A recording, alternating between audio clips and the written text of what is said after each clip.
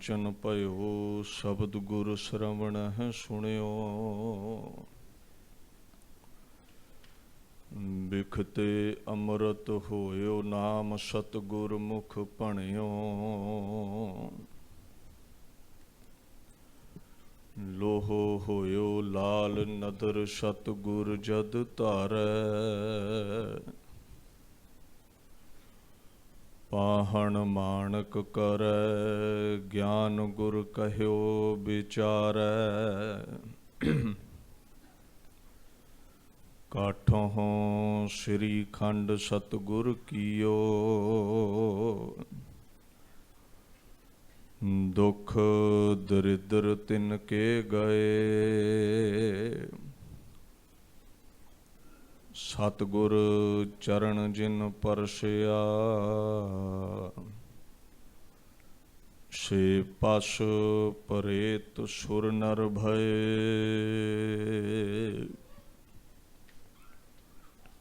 ਅੰਦਰ ਸੱਚਾ ਨੇਹੋ ਲਾਇਆ ਪ੍ਰੀਤਮ ਆਪਣਾ। ਤਨ ਮਨ ਹੋਏ ਨਿਹਾਲ ਜਾਂ ਗੁਰ ਦੇਖਾਂ ਸਾਹਮਣੇ। ਕਮਾਲੇ ਕਰਾਮਾਤ ਕਾਇਮ ਕਰੀ। ਰਜ਼ਾ ਬਖਸ਼ ਰਾਜਕ ਰਹਾਕੋ ਰਹੀ। ਮਾਂ ਬਖਸ਼ੋ ਬਖਸ਼ਿੰਦ ਔਦਸਤਗੀ। ਰਜ਼ਾ ਬਖਸ਼ ਰੋਜ਼ੀ ਦੇਹੋ ਦਿਲ ਪਾਜ਼ੀ। ਗਗਨ ਦਮਾਮਾ ਬਾਜਿਓ। ਪਰਿਓ ਨਿਸ਼ਾਨੇ ਘਾਓ। ਖੇਤ ਜੋ ਮਾਂਡਿਓ ਸੂਰਮਾ। ਅਬ ਜੂਜਨ ਕੋ ਦਾਓ।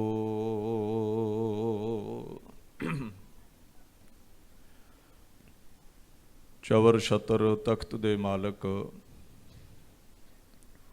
ਸਾਹਿਬ ਸ੍ਰੀ ਗੁਰੂ ਗ੍ਰੰਥ ਸਾਹਿਬ ਜੀ ਦੀ ਪਵਿੱਤਰ ਗੋਦ ਵਿੱਚ ਬਿਰਾਜਮਾਨ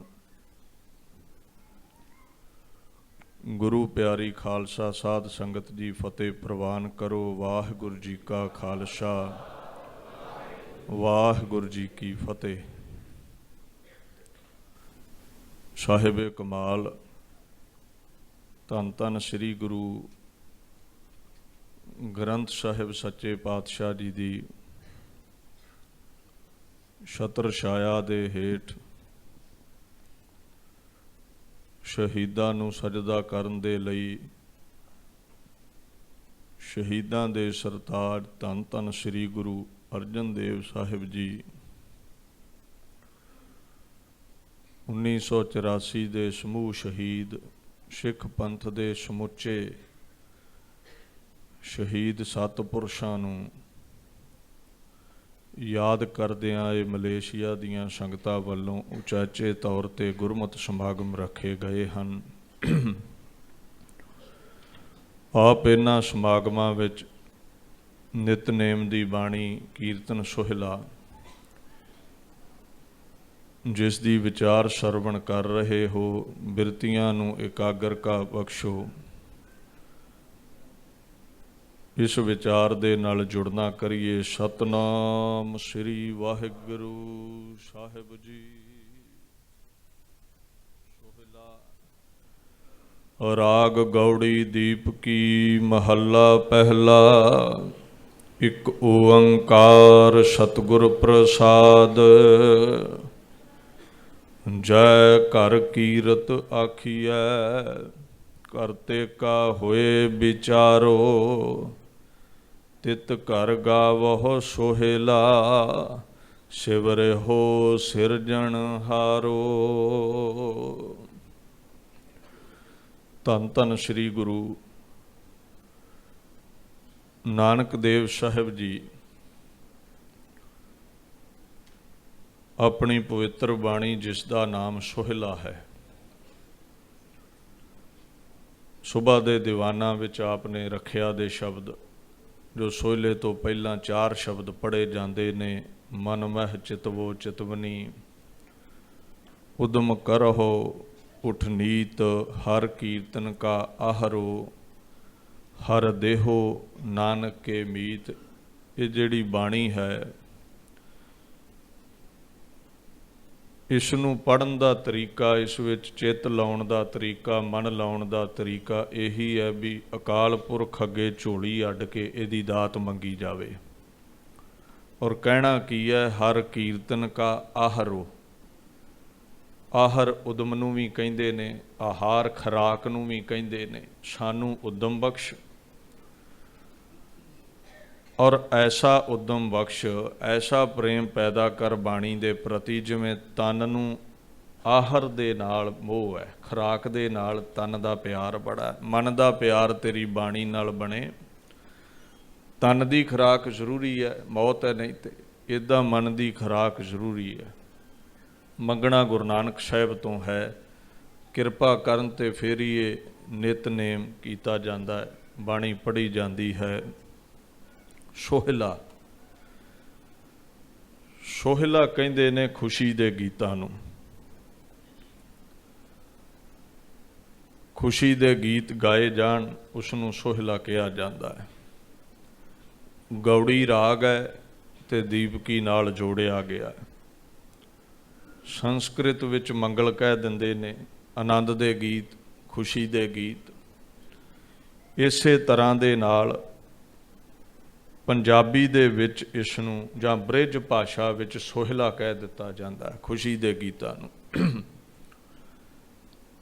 ते गीत उहदे गाउणे चाहीदे ने जिहड़ा खुश रहिंदा है। अज ने बैठे जे नानक दुखिया, बाणी कह रही है, बड़े बड़े देवतियां तो लैके साडे तक। बाली रोवै नाहे पुतार, नानक दुखिया सब संसार। ते फिर बंदा ते दुखी है, भावें वो देवता है, भावें कोई भी है, दुख दे विच है। ते जिहड़ा आप दुखी है, उहदे नाम दे गीत गा के की करोगे। सोहला उहदे नाम दा गाया जांदा जिहड़ा सदा खुश रहिंदा है। परमात्मा सदा खुश है, गुरु सदा खुश है। अखां दे सावें किसे दे बच्चे दे कंडा भी खुब जावे ते अखां चों हंझू डिग पैंदा है। कलगीधर दे सामने 4 दीवे बुझ गए ने, कोई हंझू नहीं, कोई मोती नहीं। सोहले ते उहदे गाओगे जिहनूं दुख ही कोई नहीं है। ते जिहड़ा दुख सुख दा बझिया है, उहदे नां दा सोहला गा के की करोगे। जिहड़ा आप दुखी है, तुहानूं सुख नहीं दे सकेगा। गुरु महाराज कहंदे ने उहदे नाम दे सोहले गाउणे ने। जिवें घर दे विच कोई विआह होवे, बीबियां मंगल गाउंदियां ने, गीत गाउंदियां ने, उहनूं सोहला कह दिता जांदा है। दीन दुनिया दे पातशाह कहंदे ने, याद रखियो गीत उहदे नाम दा गायो जिहनूं गम कोई नहीं है। जिहड़ा कदे दुखी नहीं हुंदा, जिहड़ा सदा खुश रहिंदा है। जिद्दां श्री गुरु ग्रंथ साहिब विच अते दसम ग्रंथ विच बाणियां दे नाम ने अड्डो अड्ड। जाप साहिब है, जपजी साहिब है, चौपई है, आनंद साहिब है। इदां ही बाणी दा नाम सोहला है। गीत किहदे नाम दे गाउणे सी? वो परमात्मा है। कीर्ति गाउणी सी, इस करके कीर्तन सोहला कह दिंदे ने सिख भी परमात्मा दा कीर्तन। जिथों तक गौड़ी राग दी गल है, गुरु ग्रंथ साहिब विच कई प्रकार दीयां गौड़ियां ने। ये रागियां नूं ज़्यादा इन्हां दा ख्याल है। गौड़ी ग्वारेरी, गौड़ी चेती, गौड़ी दखणी, कई गौड़ियां ने। गौड़ी दा ते दीपकी दा सुमेल है। कई रूप गौड़ी दे गुरु ग्रंथ साहिब विच मौजूद ने। जे ते राग दे पक्ष तो इसनूं पढ़ना है तो ऐसे ऐसे राग धर्म दे होर किधरे ग्रंथ विच तुहानूं नहीं मिलणगे, क्योंकि साडा वखो वखरा पक्ष है। कोई ज्ञान लई पढ़दा है, कोई आनंद लई पढ़दा है। ਇਹਦੇ ਵਿੱਚ ਬੇਅੰਤ ਰਾਗ ਤੇ ਰਾਗਨੀਆਂ ਨੇ, ਜਿਨ੍ਹਾਂ ਦਾ ਗੁਰਬਾਣੀ ਰਾਹੀਂ ਰਾਗ ਦੇ ਜਿਹੜੇ ਧਨੀ ਨੇ ਉਹਨਾਂ ਨੂੰ ਬੋਧ ਹੋ ਸਕਦਾ। ਤੇ ਇੱਕ ਤੁਹਾਨੂੰ ਹੋਰ ਗੱਲ ਦੱਸਾਂ, ਮਾਝ ਰਾਗ ਤੇ ਆਸਾ ਰਾਗ ਇਹ ਦੁਨੀਆ ਦੇ ਕਿਸੇ ਧਾਰਮਿਕ ਗ੍ਰੰਥ ਵਿੱਚ ਨਹੀਂ ਮਿਲਦੇ। ਦੁਨੀਆ ਦੇ ਕਿਸੇ ਸੰਗੀਤ ਵਿਦਿਆਲੇ ਦੇ ਵਿੱਚ, ਕਿਸੇ ਅਕੈਡਮੀ ਦੇ ਵਿੱਚ ਇਹ ਦੋ ਰਾਗ ਨਹੀਂ ਪੜ੍ਹਾਏ ਜਾਂਦੇ। ਇਹ ਸੰਗੀਤਕਾਰ ਕਹਿੰਦੇ ਨੇ ਗੁਰੂ ਨਾਨਕ ਤੋਂ ਪੈਦਾ ਹੋਏ ਨੇ। ਮਾਝ ਰਾਗ ਇਹ ਗੁਰੂ ਨਾਨਕ ਦੀ ਦੇਣ ਹੈ। ਗੁਰੂ ਨਾਨਕ ਸਾਹਿਬ ਇਹਨਾਂ ਨੂੰ ਪੈਦਾ ਕਰਨ ਵਾਲੇ ਨੇ। ਔਰ ਆਸਾ ਰਾਗ ਗੁਰੂ ਮਹਾਰਾਜ ਨੇ ਇਹ ਸਾਡੀ ਝੋਲੀ ਵਿੱਚ ਪਾਏ। ਜਿੱਥੇ ਸ੍ਰੀ ਗੁਰੂ ਗ੍ਰੰਥ ਸਾਹਿਬ ਰੂਹਾਨੀਅਤ ਦਾ ਸੋਮਾ ਹੈ, ਉੱਥੇ ਰਾਗ ਦੇ ਪੱਖ ਤੋਂ ਬੜੀ ਡੂੰਘਾਈ ਹੈ। ਜਿਹੜੇ ਰਾਗ ਦੇ ਧਨੀ ਨੇ, ਕਾਵ ਸ਼ੈਲੀ ਦੇ ਪੱਖੋਂ, ਰਾਗ ਦੇ ਪੱਖੋਂ ਜਾਣਦੇ ਨੇ, ਐਸਾ ਕੋਈ ਗ੍ਰੰਥ ਨਹੀਂ ਹੈ ਦੁਨੀਆ ਵਿੱਚ। ਹੁਣ ਇੱਥੇ ਬਾਦਸ਼ਾਹ ਹੁਕਮ ਕੀ ਕਰਦੇ ਨੇ? ਮਹੱਲਾ ਪਹਿਲਾ। ਇੱਥੇ ਹੁਣ ਆਪਾਂ, ਕਈ ਵੀਰ ਮੇਰੇ ਮਹਿਲਾ ਕਹਿ ਦਿੰਦੇ ਨੇ, ਸਮਝਿਓ। ਵੈਸੇ ਤੇ ਅਕਾਲ ਤਖਤ ਸਾਹਿਬ ਤੋਂ ਸਰਕੂਲਰ ਲਾਗੂ ਹੈ ਵੀ ਮਹਿਲਾ ਨਹੀਂ ਕਹਿਣਾ। ਕਾਲਜਾਂ ਵਿੱਚ ਕਈ ਵਾਰ ਪੜ੍ਹ ਕੇ ਅਸੀਂ ਮਹਿਲਾ ਕਹਿ ਦਿੰਦੇ ਹਾਂ, ਇਹ ਹੈ ਮਹੱਲਾ। ਔਰ ਇਹਨੂੰ ਸਮਝਿਓ ਧਿਆਨ ਨਾਲ, ਗਲਤੀ ਕਿਵੇਂ ਹੋਈ ਹੈ। ਵਿਦਵਾਨਾਂ ਨੇ ਇਸ ਨੂੰ ਸੰਸਕ੍ਰਿਤ ਦਾ ਲਫ਼ਜ਼ ਸਮਝ ਲਿਆ ਤੇ ਸੰਸਕ੍ਰਿਤ ਵਿੱਚ ਮਹਿਲਾ ਹੀ ਬਣਦਾ ਹੈ, ਪਰ ਇਹ ਲਫ਼ਜ਼ ਹੈ ਅਰਬੀ ਦਾ, ਫਾਰਸੀ ਦਾ। ਹੁਣ ਬਾਣੀ ਦੇ ਵਿੱਚ ਸੰਪਰਦਾਈ ਮਹਾਂਪੁਰਸ਼ ਮਹੱਲਾ ਪੜ੍ਹਦੇ ਸੀ। ਕਾਲਜ ਕੂਲਜ ਜੇ ਖੁੱਲ੍ਹ ਗਏ, ਇਹਨਾਂ ਮਹਿਲਾ ਸ਼ੁਰੂ ਕਰ ਦਿੱਤਾ। ਪਰ ਜਦੋਂ ਸਿੱਧ ਕਰਨ ਤੇ ਆਉਂਗੇ, ਮਹਿਲਾ ਸਿੱਧ ਨਹੀਂ ਹੁੰਦਾ। ਮਹਿਲਾ ਦਾ ਮਤਲਬ ਹੈ ਇਸਤਰੀ। ਤੇ ਜੇ ਇੱਥੇ ਮਹਿਲਾ ਇਸਤਰੀ ਦਾ ਪ੍ਰਤੀਕ ਹੁੰਦਾ ਤੇ ਫਿਰ ਕਦੇ ਇਹ ਨਹੀਂ ਸੀ ਕਹਿਣਾ ਮਹਿਲਾ ਪਹਿਲਾ, ਮਹਿਲਾ ਪਹਿਲੀ ਕਹਿਣਾ ਚਾਹੀਦਾ ਸੀ। ਤੇ ਜੇ ਤੁਸੀਂ ਪਹਿਲੀ ਕਹਿਣਾ ਚਾਹਿਆ ਤੇ ਕਈ ਜਗ੍ਹਾ ਤੁਸੀਂ ਗੁਰੂ ਗ੍ਰੰਥ ਸਾਹਿਬ ਵਿੱਚ ਵੇਖੋਗੇ ਵੀ ਏਕੇ ਦੇ ਅੱਗੇ ਬ੍ਰੈਕਟ ਵਿੱਚ ਪਹਿਲਾ ਲਿਖਿਆ ਹੁੰਦਾ, ਪਾਪਾ ਹਾਹੇ ਨੂੰ ਸਿਹਾਰੀ ਲੱਲੇ ਨੂੰ ਕੰਨਾ। ਉਹ ਬਕਾਇਦਾ ਲਿਖਿਆ ਵੀ ਭੁਲੇਖੇ ਨਾਲ ਇਹਨੂੰ ਮਹਿਲਾ ਇਸਤਰੀ ਸਮਝ ਕੇ ਪਹਿਲੀ ਨਾ ਕੋਈ ਪੜ੍ਹ ਦਵੇ। ਖੰਡਨ ਆਪ ਹੀ ਕੀਤਾ ਬਾਣੀ ਨੇ। ਉੱਥੇ ਪਹਿਲਾ ਲਿਖਿਆ, ਦੂਜਾ ਵੀ ਲਿਖਿਆ ਮਿਲੇਗਾ, ਦੱਦੇ ਨੂੰ ਦਲੈਂਕੜੇ, ਜੱਜੇ ਨੂੰ ਕੰਨਾ। ਹੁਣ ਭੁਲੇਖਾ ਕਿਵੇਂ ਖਾ ਗਏ? ਗੁਰਬਾਣੀ ਦੇ ਵਿੱਚ ਅਰਬੀ, ਫਾਰਸੀ, ਸੰਸਕ੍ਰਿਤ ਦੇ ਬੇਅੰਤ ਸ਼ਬਦ ਨੇ ਤੇ ਸਾਡੇ ਇਹਨਾਂ ਗਿਆਨੀਆਂ ਨੂੰ ਇਹ ਭਾਸ਼ਾ ਆਉਂਦੀਆਂ ਨਹੀਂ, ਪੰਜਾਬੀ ਆਉਂਦੀ ਹੈ। ਉਹ ਫਿਰ ਆਪਣੇ ਪੰਜਾਬੀ 'ਚ ਜਿੱਦਾਂ ਦੇ ਰੱਟੇ ਲਾਏ ਨੇ ਉੱਦਾਂ ਦੇ ਅਰਥ ਕਰਦੇ ਰਹਿੰਦੇ ਨੇ। ਇਹ ਚੰਗੀ ਤਰ੍ਹਾਂ ਸਮਝ ਲਿਓ, ਤੁਹਾਨੂੰ ਇੱਦਾਂ ਦੇ ਬੜੇ ਮਿਲਣੇ ਨੇ ਔਰ ਤੁਹਾਡੇ ਕੋਲ ਇਹ ਜਵਾਬ ਚਾਹੀਦਾ ਹੈ। ਉਹਨਾਂ ਵੀਰਾਂ ਦਾ ਕਸੂਰ ਨਹੀਂ ਹੈ, ਅਰਬੀ, ਫਾਰਸੀ ਤੇ ਸੰਸਕ੍ਰਿਤ ਦਾ ਗਿਆਨ ਨਹੀਂ ਸੀ, ਭੁਲੇਖਾ ਖਾ ਗਏ। ਇੱਥੇ ਬਾਣੀ ਵਿੱਚ ਕਈ ਐਸੇ ਸ਼ਬਦ ਆਉਂਦੇ ਨੇ। ਹੁਣ ਸੰਪਰਦਾਵਾਂ ਵਿੱਚ ਤੇ ਵਿਦਿਆ ਪੜ੍ਹਾਈਆਂ ਜਾਂਦੀਆਂ ਸਨ, ਭਾਵੇਂ ਸੰਸਕ੍ਰਿਤ ਹੈ, ਅਰਬੀ ਹੈ, ਫਾਰਸੀ ਹੈ, ਪੰਜਾਬੀ ਹੈ, ਹਿੰਦੀ ਹੈ। ਕਾਲਜਾਂ 'ਚ, ਜਿੱਥੇ ਕਾਲਜ ਗੁਰਮਤ ਦੇ ਖੁੱਲ੍ਹੇ ਵੀ ਨੇ, ਪੰਜਾਬੀ ਦਾ ਬੋਧ ਹੁੰਦਾ ਹੈ, ਹੋਰ ਕੋਈ ਭਾਸ਼ਾ ਨਹੀਂ ਸਿਖਾਈ ਜਾਂਦੀ। ਕਹਿੰਦੇ ਲੋੜ ਨਹੀਂ ਹੈ, ਪਰ ਜੇ ਲੋੜ ਨਹੀਂ ਹੈ ਤੇ ਫਿਰ ਗੁਰੂ ਗ੍ਰੰਥ ਸਾਹਿਬ ਸਾਰਾ ਹੀ ਪੰਜਾਬੀ ਵਿੱਚ ਚਾਹੀਦਾ ਸੀ। ਅਰਬੀ, ਫਾਰਸੀ, ਸੰਸਕ੍ਰਿਤ ਦੇ ਲਫ਼ਜ਼ ਵਿੱਚ ਆਉਣੇ ਨਹੀਂ ਸੀ ਚਾਹੀਦੇ। ਸ਼੍ਰੀ ਗੁਰੂ ਗ੍ਰੰਥ ਸਾਹਿਬ ਦੇ ਵਿੱਚ ਬੇਅੰਤ ਭਾਸ਼ਾਵਾਂ ਦਰਜ ਨੇ। ਤੁਸੀਂ ਇੱਕ ਸ਼ਬਦ ਪੜ੍ਹਦੇ ਹੁੰਦੇ ਜੇ, ਯਕ ਅਰਜ਼ ਗੁਫਤੰਗ ਪੇਸ਼ ਤੋ ਦਰਗੋਸ਼ ਕੁਨ ਕਰਤਾਰ ਹੱਕਾ ਕਰੀਬ ਕਰੀਮ ਤੂੰ ਬੇਐਬ ਪਰਵਰਦੀਗਾਰ ਦੁਨੀਆ ਮੁਕਾਮੇ ਫਾਨੀ। ਹੁਣ ਜਿਹਨੂੰ ਪੰਜਾਬੀ ਆਉਂਦੀ ਇਹਦੇ ਕੀ ਅਰਥ ਕਰੇਗਾ? ਇਹ ਤੇ ਫਾਰਸੀ 'ਚ ਹੈ ਸ਼ਬਦ ਸਾਰਾ, ਪਰਸ਼ੀਅਨ ਵਿੱਚ ਹੈ। ਇਸ ਕਰਕੇ ਕੁਝ ਇੱਦਾਂ ਦੇ ਸ਼ਬਦ ਆਉਂਦੇ ਨੇ ਜਿਹੜੇ ਫਾਰਸੀ ਵਿੱਚ ਨੇ। ਔਰ ਇਹਨਾਂ ਭਾਸ਼ਾਵਾਂ ਦਾ ਗਿਆਨ ਹੋਣਾ ਬੜਾ ਜ਼ਰੂਰੀ ਹੈ। ਹੁਣ ਸਮਝਿਓ, ਮਹੱਲ ਸ਼ਬਦ ਹੈ ਫਾਰਸੀ ਦਾ, ਅਰਬੀ ਦਾ, ਤੇ ਮਹੱਲ ਦਾ ਮਤਲਬ ਹੈ ਅਰਬੀ ਵਿੱਚ ਹਲੂਲ। ਹਲੂਲ ਦਾ ਮਤਲਬ ਹੈ ਰਹਿਣ ਦੀ ਜਗ੍ਹਾ, ਛੱਤ। ਕੋਠਾ, ਕਮਰਾ, ਮਹੱਲ, ਜਿੱਥੇ ਰਿਹਾ ਜਾਵੇ। ਇਹੀ ਮਹੱਲ ਲਫ਼ਜ਼ ਸੰਸਕ੍ਰਿਤ ਵਿੱਚ ਮਹਿਲਾ ਬਣ ਜਾਂਦਾ ਹੈ। ਮਹਿਲਾ ਦਾ ਮਤਲਬ ਹੈ ਇਸਤਰੀ। ਭੁਲੇਖਾ ਇਹ ਪੈ ਗਿਆ ਵੀ ਇਹਨੂੰ ਸੰਸਕ੍ਰਿਤ ਦਾ ਲਫ਼ਜ਼ ਸਮਝ ਲਿਆ ਕਈ ਵੀਰਾਂ ਨੇ, ਸੀ ਇਹ ਅਰਬੀ ਦਾ ਲਫ਼ਜ਼। ਤੁਹਾਨੂੰ ਇੱਕ ਉਦਾਹਰਣ ਦਿੰਦਾ ਮੈਂ। ਇੱਕ ਪਾਕ ਲਫ਼ਜ਼ ਆਉਂਦਾ ਬਾਣੀ ਵਿੱਚ। ਹੁਣ ਜੇ ਤੁਸੀਂ ਪਾਕ ਦੇ ਅਰਥ ਫਾਰਸੀ ਵਿੱਚ ਕਰੋਗੇ ਤੇ ਉਹ ਪਵਿੱਤਰ ਹੈ। ਇਹੀ ਪਾਕ ਦੇ ਅਰਥ ਤੁਸੀਂ ਸੰਸਕ੍ਰਿਤ ਵਿੱਚ ਕਰੋਗੇ ਤੇ ਭੋਜਨ ਹੈ, ਰੋਟੀ ਹੈ। ਇਸੇ ਪਾਕ ਦੇ ਅਰਥ ਪੰਜਾਬੀ ਵਿੱਚ ਕਰੋਗੇ ਤੇ ਉਹ ਜ਼ਖਮ ਵਿੱਚੋਂ ਜਿਹੜੀ ਪਾਕ ਨਿਕਲਦੀ ਹੈ ਨਾ, ਉਹ ਹੈ। ਅੱਛਾ, ਹੁਣ ਇਹ ਬਾਣੀ ਵਿੱਚ ਜੇ ਤੁਸੀਂ ਸੰਸਕ੍ਰਿਤ ਦੇ ਲਫ਼ਜ਼ ਨੂੰ ਪੰਜਾਬੀ ਦਾ ਸਮਝ ਲਿਆ ਫਿਰ ਵੀ ਅਨਰਥ ਹੋ ਗਿਆ ਵੀ ਕਿੱਥੇ ਭੋਜਨ ਤੇ ਕਿੱਥੇ ਜ਼ਖਮ ਵਾਲੀ ਪਾਕ। ਅਰਥ ਭੋਜਨ ਕਰਨਾ, ਤੁਸੀਂ ਪਾਕ ਦੂਜਾ ਸਮਝ ਲਿਆ। ਇੱਥੇ ਭੁਲੇਖਾ ਖਾ ਕੇ ਬਾਣੀ ਦਾ ਅਰਥ ਦਾ ਅਨਰਥ ਹੋ ਗਿਆ, ਗੁਨਾਹ ਹੋ ਗਿਆ।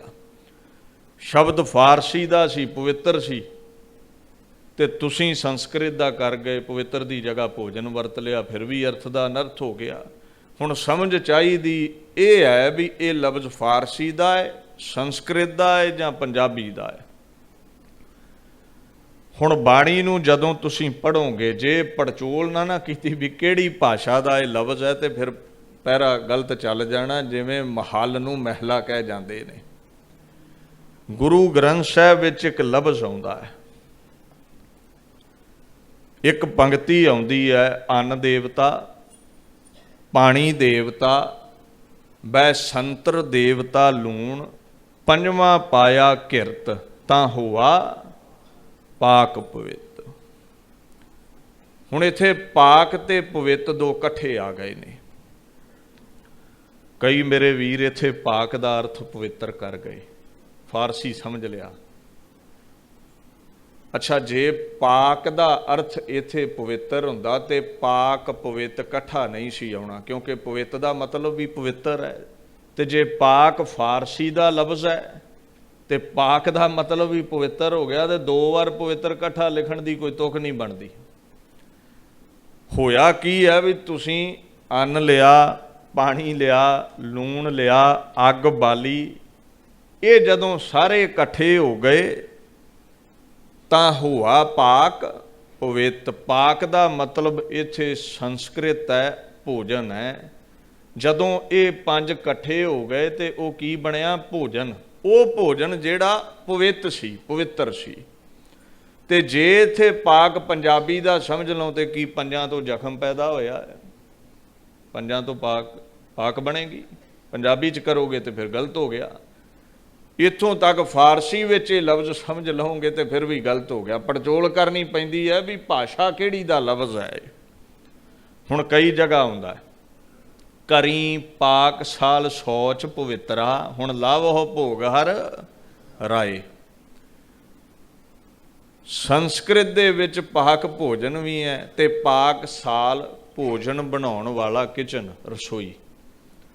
ਕਰੀ ਪਾਕ ਸਾਲ ਸੋਚ ਪਵਿੱਤਰਾ, ਹੁਣ ਲਾਵੋ ਭੋਗ ਹਰ ਰਾਏ। ਇੱਥੇ ਵੀ ਭੋਜਨ ਅਰਥ ਹੈ। ਸਾਲ ਰਸੋਈ ਨੂੰ ਕਹਿੰਦੇ ਨੇ ਜਿੱਥੇ ਭੋਜਨ ਬਣਦਾ ਹੈ। ਹੁਣ ਇੱਥੇ ਫਾਰਸੀ ਵਿੱਚ ਇੱਥੇ ਤੁਸੀਂ ਪਵਿੱਤਰ ਨਹੀਂ ਵਰਤ ਸਕਦੇ, ਪੰਜਾਬੀ ਦਾ ਪਾਕ ਨਹੀਂ ਵਰਤ ਸਕਦੇ। ਇਸ ਕਰਕੇ ਆਖਿਆ ਜਾਂਦਾ ਵੀ ਬਾਣੀ ਦੀ ਸੰਥਿਆ ਕਰੋ, ਕਾਲਜਾਂ 'ਚੋਂ ਨਹੀਂ ਮਿਲੇਗੀ ਉਹ। ਸਾਧੂਆਂ ਸਤਪੁਰਸ਼ਾਂ ਕੋਲ ਬਹਿ ਕੇ ਸੰਥਿਆ ਕਰੋ ਔਰ ਪੜਚੋਲ ਕਰੋ ਵੀ ਇਹ ਕਿਹੜੀ ਭਾਸ਼ਾ ਦਾ ਲਫ਼ਜ਼ ਹੈ, ਨਹੀਂ ਤੇ ਅਨਰਥ ਹੋ ਜਾਣਾ ਜੇ। ਵੱਡੇ ਵੱਡੇ ਕਾਲਜਾਂ 'ਚ ਪੜ੍ਹ ਕੇ ਬਣੇ ਪ੍ਰੋਫੈਸਰ ਮਹਿਲਾ ਪੜ੍ਹ ਰਹੇ ਨੇ। ਇਹ ਵੀ ਆਪਾਂ ਸਿੱਧ ਕਰਦੇ ਹਾਂ ਵੀ ਉਹ ਕੀ ਹੈ, ਕਾਰਨ ਕੀ ਹੈ। ਹੁਣ ਪਾਕ ਜਿਹੜਾ ਲਫ਼ਜ਼ ਹੈ ਇਹ ਦੇਖਣਾ ਪੈਣਾ ਫਾਰਸੀ ਦਾ। ਜੇ ਫਾਰਸੀ ਦਾ ਹੋਇਆ ਤੇ ਪਵਿੱਤਰ ਹੈ, ਸੰਸਕ੍ਰਿਤ ਦਾ ਹੋਇਆ ਤੇ ਭੋਜਨ ਹੈ, ਪੰਜਾਬੀ ਦਾ ਹੋਇਆ ਤੇ ਜ਼ਖਮ ਵਾਲੀ ਪਾਕ ਹੈ। ਇੱਦਾਂ ਹੀ ਮਹੱਲਾ ਲਫ਼ਜ਼ ਹਲੂਲ, ਅਰਬੀ ਦਾ ਲਫ਼ਜ਼ ਹੈ ਮਹਿਲ।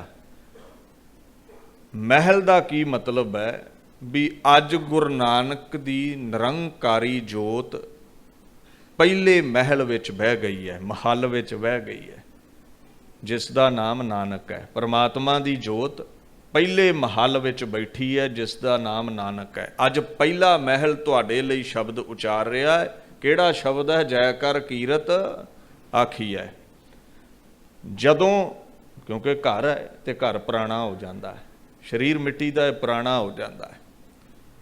ਇੱਥੇ ਬੜੇ ਤੁਹਾਨੂੰ ਡਾਕਟਰ ਮਿਲਣਗੇ, ਤੁਹਾਡੇ ਸਿੱਖ ਧਰਮ ਵਰਗਾ, ਤੁਹਾਡੇ ਸਿੱਖ ਰਹਿਬਰਾਂ ਵਰਗਾ ਕੋਈ ਪੈਗੰਬਰ ਰੂਹੇ ਜ਼ਮੀਨ ਨੇ ਪੈਦਾ ਨਹੀਂ ਕੀਤਾ। 1.25 ਲੱਖ ਪੈਗੰਬਰ ਹੈ ਇਸਲਾਮ ਵਿੱਚ, 33 ਕਰੋੜ ਦੇਵਤੇ, 9 ਲੱਖ ਦੇਵੀਆਂ ਨੇ ਹਿੰਦੂ ਜਗਤ ਅੰਦਰ। ਯੀਸ਼ੂ ਮਸੀਹ ਚੱਕੀ ਫਿਰਦੇ ਨੇ ਕ੍ਰਿਸਚਨ। ਔਰ ਕਮਾਲ ਦੀ ਗੱਲ ਹੈ, ਇੱਕ ਬਚਨ ਆਖਣਗੇ ਵੀ ਹੀ ਵਾਜ਼ ਦਾ ਓਨਲੀ ਸਨ ਆਫ ਗੋਡ, ਇਕਲੌਤਾ ਬੱਚਾ ਸੀ ਰੱਬ ਦਾ। ਤੇ ਮੈਂ ਹੱਸਦਾ ਨਾ ਵੀ ਅਸੀਂ ਸਾਰੇ ਸ਼ੈਤਾਨ ਦੇ ਆ, ਫਿਰ ਪੈਦਾ ਕਰਨ ਵਾਲਾ ਤੇ ਰੱਬ ਹੀ ਹੈ ਨਾ। ਇਹ ਆਖੋ ਵੀ ਰੱਬ ਦਾ ਲਾਇਕ ਬੱਚਾ ਸੀ ਉਹ, ਵੀ ਠੀਕ ਹੈ ਸਾਡੇ ਨੂੰ ਲਾਇਕ ਹੈ, ਬੰਦਗੀ ਵਾਲਾ ਹੈ। ਇਹ ਨਹੀਂ ਕਿਹਾ ਜਾ ਸਕਦਾ ਵੀ ਉਹੀ ਇਕੱਲਾ ਕਾਕਾ ਸੀ ਰੱਬ ਦਾ, ਸਾਰਿਆਂ ਨੂੰ ਪੈਦਾ ਕਰਨ ਵਾਲਾ ਰੱਬ ਹੀ ਹੈ। ਖੈਰ ਬੜੇ ਬੜੇ ਪੈਗੰਬਰ ਰਹਿਬਰ ਹੋਏ ਨੇ ਦੁਨੀਆ ਤੇ, ਔਰ ਸਾਇੰਸ ਬੜੀ ਤਰੱਕੀ ਤੇ ਹੈ। ਮੈਂ ਕਈ ਡਾਕਟਰ ਵੇਖੇ ਨੇ ਇਹਦੀ ਨਾੜੀ ਕੱਢ ਕੇ ਇਹਨੂੰ ਫਿੱਟ ਕਰ ਦਿੰਦੇ ਨੇ। ਇੱਥੋਂ ਤੱਕ ਵੀ ਹੁਣ ਸ਼ਾਇਦ ਹਾਰਟ ਟਰਾਂਸਪਲਾਂਟ ਵੀ ਚੱਲ ਪਿਆ, ਵੀ ਕਿਸੇ ਦਾ ਦਿਲ ਕੰਮ ਛੱਡ ਗਿਆ ਤੇ ਇਧਰੋਂ ਚੋਕੇ ਲਾ ਦਿਓ, ਪੰਪ ਜਿਹਾ ਬਣਾ ਕੇ ਲਾ ਦੇਵੋ। ਜੇ ਨਹੀਂ ਪੈਦਾ ਕਰ ਪਾਏ ਤੇ ਇੱਕ ਬਲੱਡ ਨਹੀਂ ਪੈਦਾ ਕਰ ਸਕੇ, ਲਹੂ ਨਹੀਂ ਬਣਾ ਸਕੇ, ਕੈਂਪ ਲਾਉਂਦੇ ਨੇ, ਬਲੱਡ ਡੋਨੇਸ਼ਨ ਕੈਂਪ ਤਰਲੇ ਲੈਂਦੇ ਫਿਰਦੇ ਨੇ, ਕਿਉਂਕਿ ਰੱਬ ਤਾਈਂ, ਰੱਬ ਦਾ ਬਣਾਇਆ ਬੰਦਾ ਨਹੀਂ ਪਹੁੰਚ ਸਕਦਾ। ਜੇ ਆਖੇ ਵੀ ਰੱਬ ਦੇ ਬਰਾਬਰ ਸਿਆਣਪ ਆ ਜਾਵੇ ਤੇ 110% ਝੂਠ ਜੇ। ਨਾ ਸਵਾਸ ਹੀ ਬਣਾ ਪਾਏ ਨੇ ਤੇ ਨਾ ਬਲੱਡ ਹੀ ਬਣਾ ਪਾਏ ਨੇ, ਜੋਤ ਨਹੀਂ ਬਣਾ ਸਕਦੇ। ਜੇ ਜੋਤ ਬਣਾਉਣ ਦੀ ਕਾਬਲੀਅਤ ਹੁੰਦੀ ਤੇ ਡਾਕਟਰ ਕੋਈ ਮਰਨਾ ਨਹੀਂ ਚਾਹੀਦਾ ਦੁਨੀਆ ਤੇ, ਆਪ ਤੇ ਜਿੰਦਾ ਰਹਿੰਦਾ ਨਾ। ਹੁਣ ਇੰਨੇ ਟਰਾਂਸਪਲਾਂਟ ਨੇ, ਹਰ ਇੱਕ ਅੰਗ ਵੀ ਤੂੰ ਬਦਲ ਲਵੇਂ, ਤੂੰ ਵੱਡਾ ਡਾਕਟਰ ਹੈ, ਹਕੀਮ ਹੈ, ਪਰ ਕੋਈ ਮਾਈਕਾ ਲਾਲ ਪੈਦਾ ਨਹੀਂ ਹੋਇਆ ਵੀ ਇੱਕ ਚਮਚੋਂ ਰੂਹ ਕੱਢ ਕੇ ਦੂਜੇ 'ਚ ਪਾ ਦੇਵੇ। ਇਹ ਜੇ ਕੋਈ ਦੁਨੀਆ ਦਾ ਡਾਕਟਰ ਕਰ ਸਕਿਆ ਤੇ ਉਹ ਹੈ ਗੁਰੂ ਨਾਨਕ। ਆਪਣੀ ਜੋਤ ਕੱਢ ਕੇ ਬਾਬੇ ਲਹਿਣੇ 'ਚ ਰੱਖ ਦਿੱਤੀ ਹੈ, ਤੇ ਬਾਬੇ ਲਹਿਣੇ ਵਾਲੀ ਜੋਤ ਕੱਢ ਕੇ ਜਦੋਂ ਉਹ ਮਹੱਲ ਪੁਰਾਣਾ ਹੋ ਗਿਆ, ਘਰ ਜਿਵੇਂ ਪੁਰਾਣਾ ਹੋ ਜਾਵੇ, ਅਸੀਂ ਨਵਾਂ ਘਰ ਬਣਾਉਨੇ ਆ, ਬਾਬੇ ਅਮਰਦਾਸ ਵਿੱਚ ਬਹਿ ਗਿਆ ਏ, ਉਹ ਮਹੱਲ ਬਿਰਧ ਹੋ ਗਿਆ, ਪੁਰਾਣਾ ਹੋ ਗਿਆ, ਗੁਰੂ ਰਾਮਦਾਸ ਵਿੱਚ ਬਹਿ ਗਿਆ ਏ। ਚੰਡੀ ਦੀ ਵਾਰ ਵਿੱਚ ਤੁਸੀਂ 10 ਹੀ ਨਾਮ ਪੜ੍ਹਦੇ ਹੋ, ਕਿੰਨੇ ਮਹੱਲ ਬਦਲੇ ਗਏ।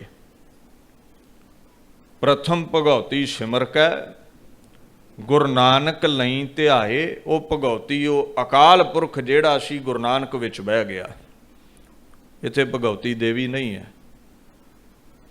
ਸਨਾਤਨ ਹਿੰਦੂ ਧਰਮ ਦੇ ਕਿਸੇ ਵੀ ਗ੍ਰੰਥ ਵਿੱਚ ਭਗਉਤੀ ਦਾ ਅਰਥ ਦੇਵੀ ਨਹੀਂ ਹੈ। ਸੁਖਮਣੀ ਵਿੱਚ ਵੀ ਤੁਸੀਂ ਭਗਉਤੀ ਕਈ ਵਾਰ ਪੜ੍ਹਿਆ।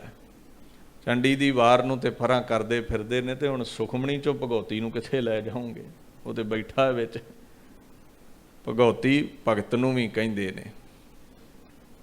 ਭਗਉਤੀ ਭਗਵੰਤ ਭਗਤ ਕਾ ਰੰਗ, ਇਹ ਸੁਖਮਣੀ ਚ ਆ ਰਿਹਾ, ਜਿਹੜਾ ਰੱਬ ਦੇ ਰੰਗ ਵਿੱਚ ਰੰਗਿਆ ਹੈ।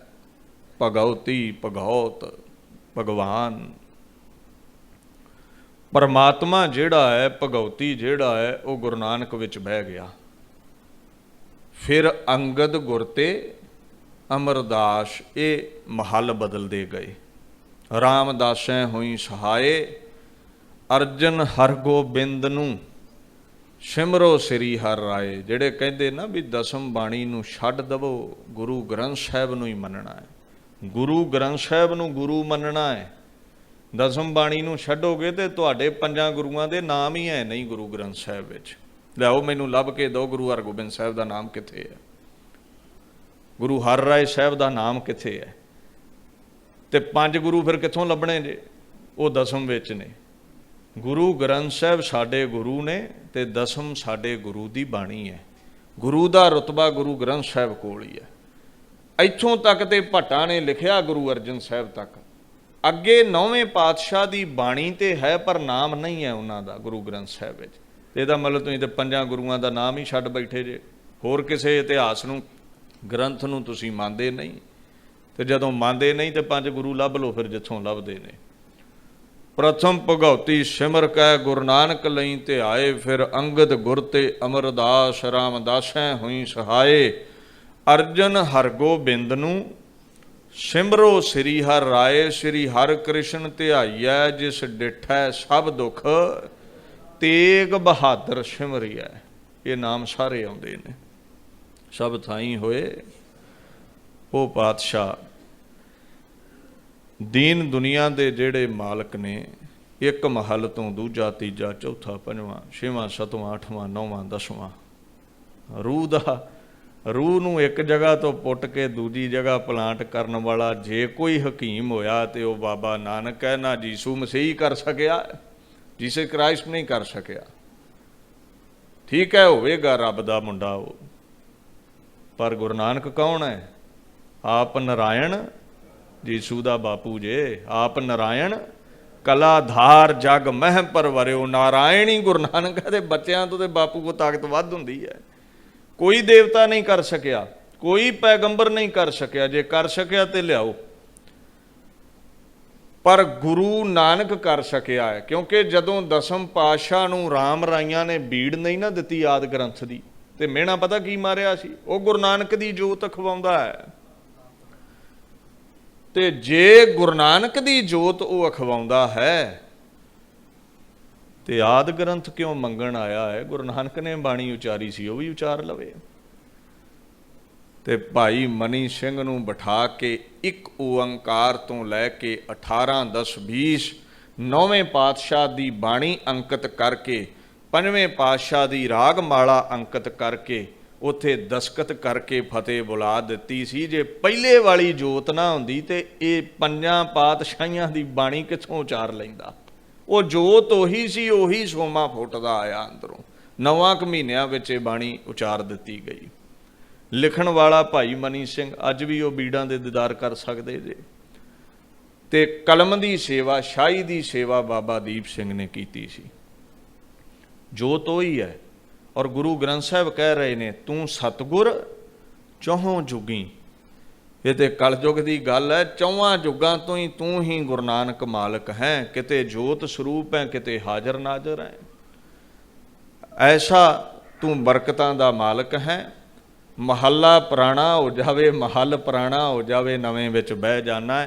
अज तेरी जोत सदा दे लई 11वें महल धन धन श्री गुरु ग्रंथ साहब विच बह गई है। गुरु दा शब्द गुरु दी जोत है। खालसा पंथ दसम ग्रंथ इतिहास, ये गुरु दा सरगुण चोला है, स्वरूप है, इतिहास है। भी गुरु दा शरीर की करदा रहा वो दसम च पता लगेगा। गुरु दी जोत की है, रब दी उस्तति गुरु ग्रंथ साहब विच पता लगेगी। समझियो, गुरु दा शब्द गुरु दी जोत है, गुरु दा शरीर पंथ है, इतिहास है, दसम बाणी है।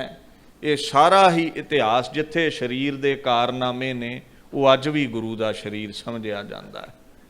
पंथ शरीर है, इतिहास शरीर है, जोत शब्द है।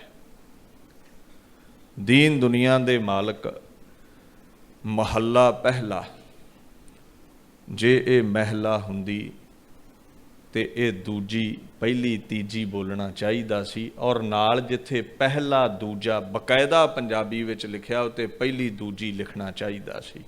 इस करके ये फारसी दा लफ्ज जे भुलेखा नहीं खाना। महला, महल, हलूल रहन दी जगह, फारसी दा लफ्ज है। अरबी विच हलूल कहंदे ने रहन दी जगह नूं। महला पहला गुरु नानक साहब उचार रहे ने। आरंभता विच मंगल है अकाल पुरख दा। एक ओंकार सतगुर प्रसाद। हुण भारत वर्ष विच सारे गुरु पीर पैदा होए, उत्थे प्रचलित ये सी भी सब तो वड्डियां ताकतां ओं 3 ने, तिन्हां दा सुमेल। ब्रह्मा पैदा करने वाला है, विष्णु परवरिश करता है, शिव जी लैता करता है। गुरु साहब कहते नहीं, पैदा भी एक ही कर रहा है, खात्मा भी उहदे तो ही है, ते झोलियां भी उही भरदा, दातां भी उही दिंदा है। ਓੰਗ ਦੇ ਅੱਗੇ ਕੀ ਲਾ ਦਿੱਤਾ ਗਿਆ? ਇੱਕ। ਇਹਨਾਂ ਦਾ ਖਸਮ ਵੀ ਇੱਕ ਅਕਾਲ ਪੁਰਖ ਹੈ।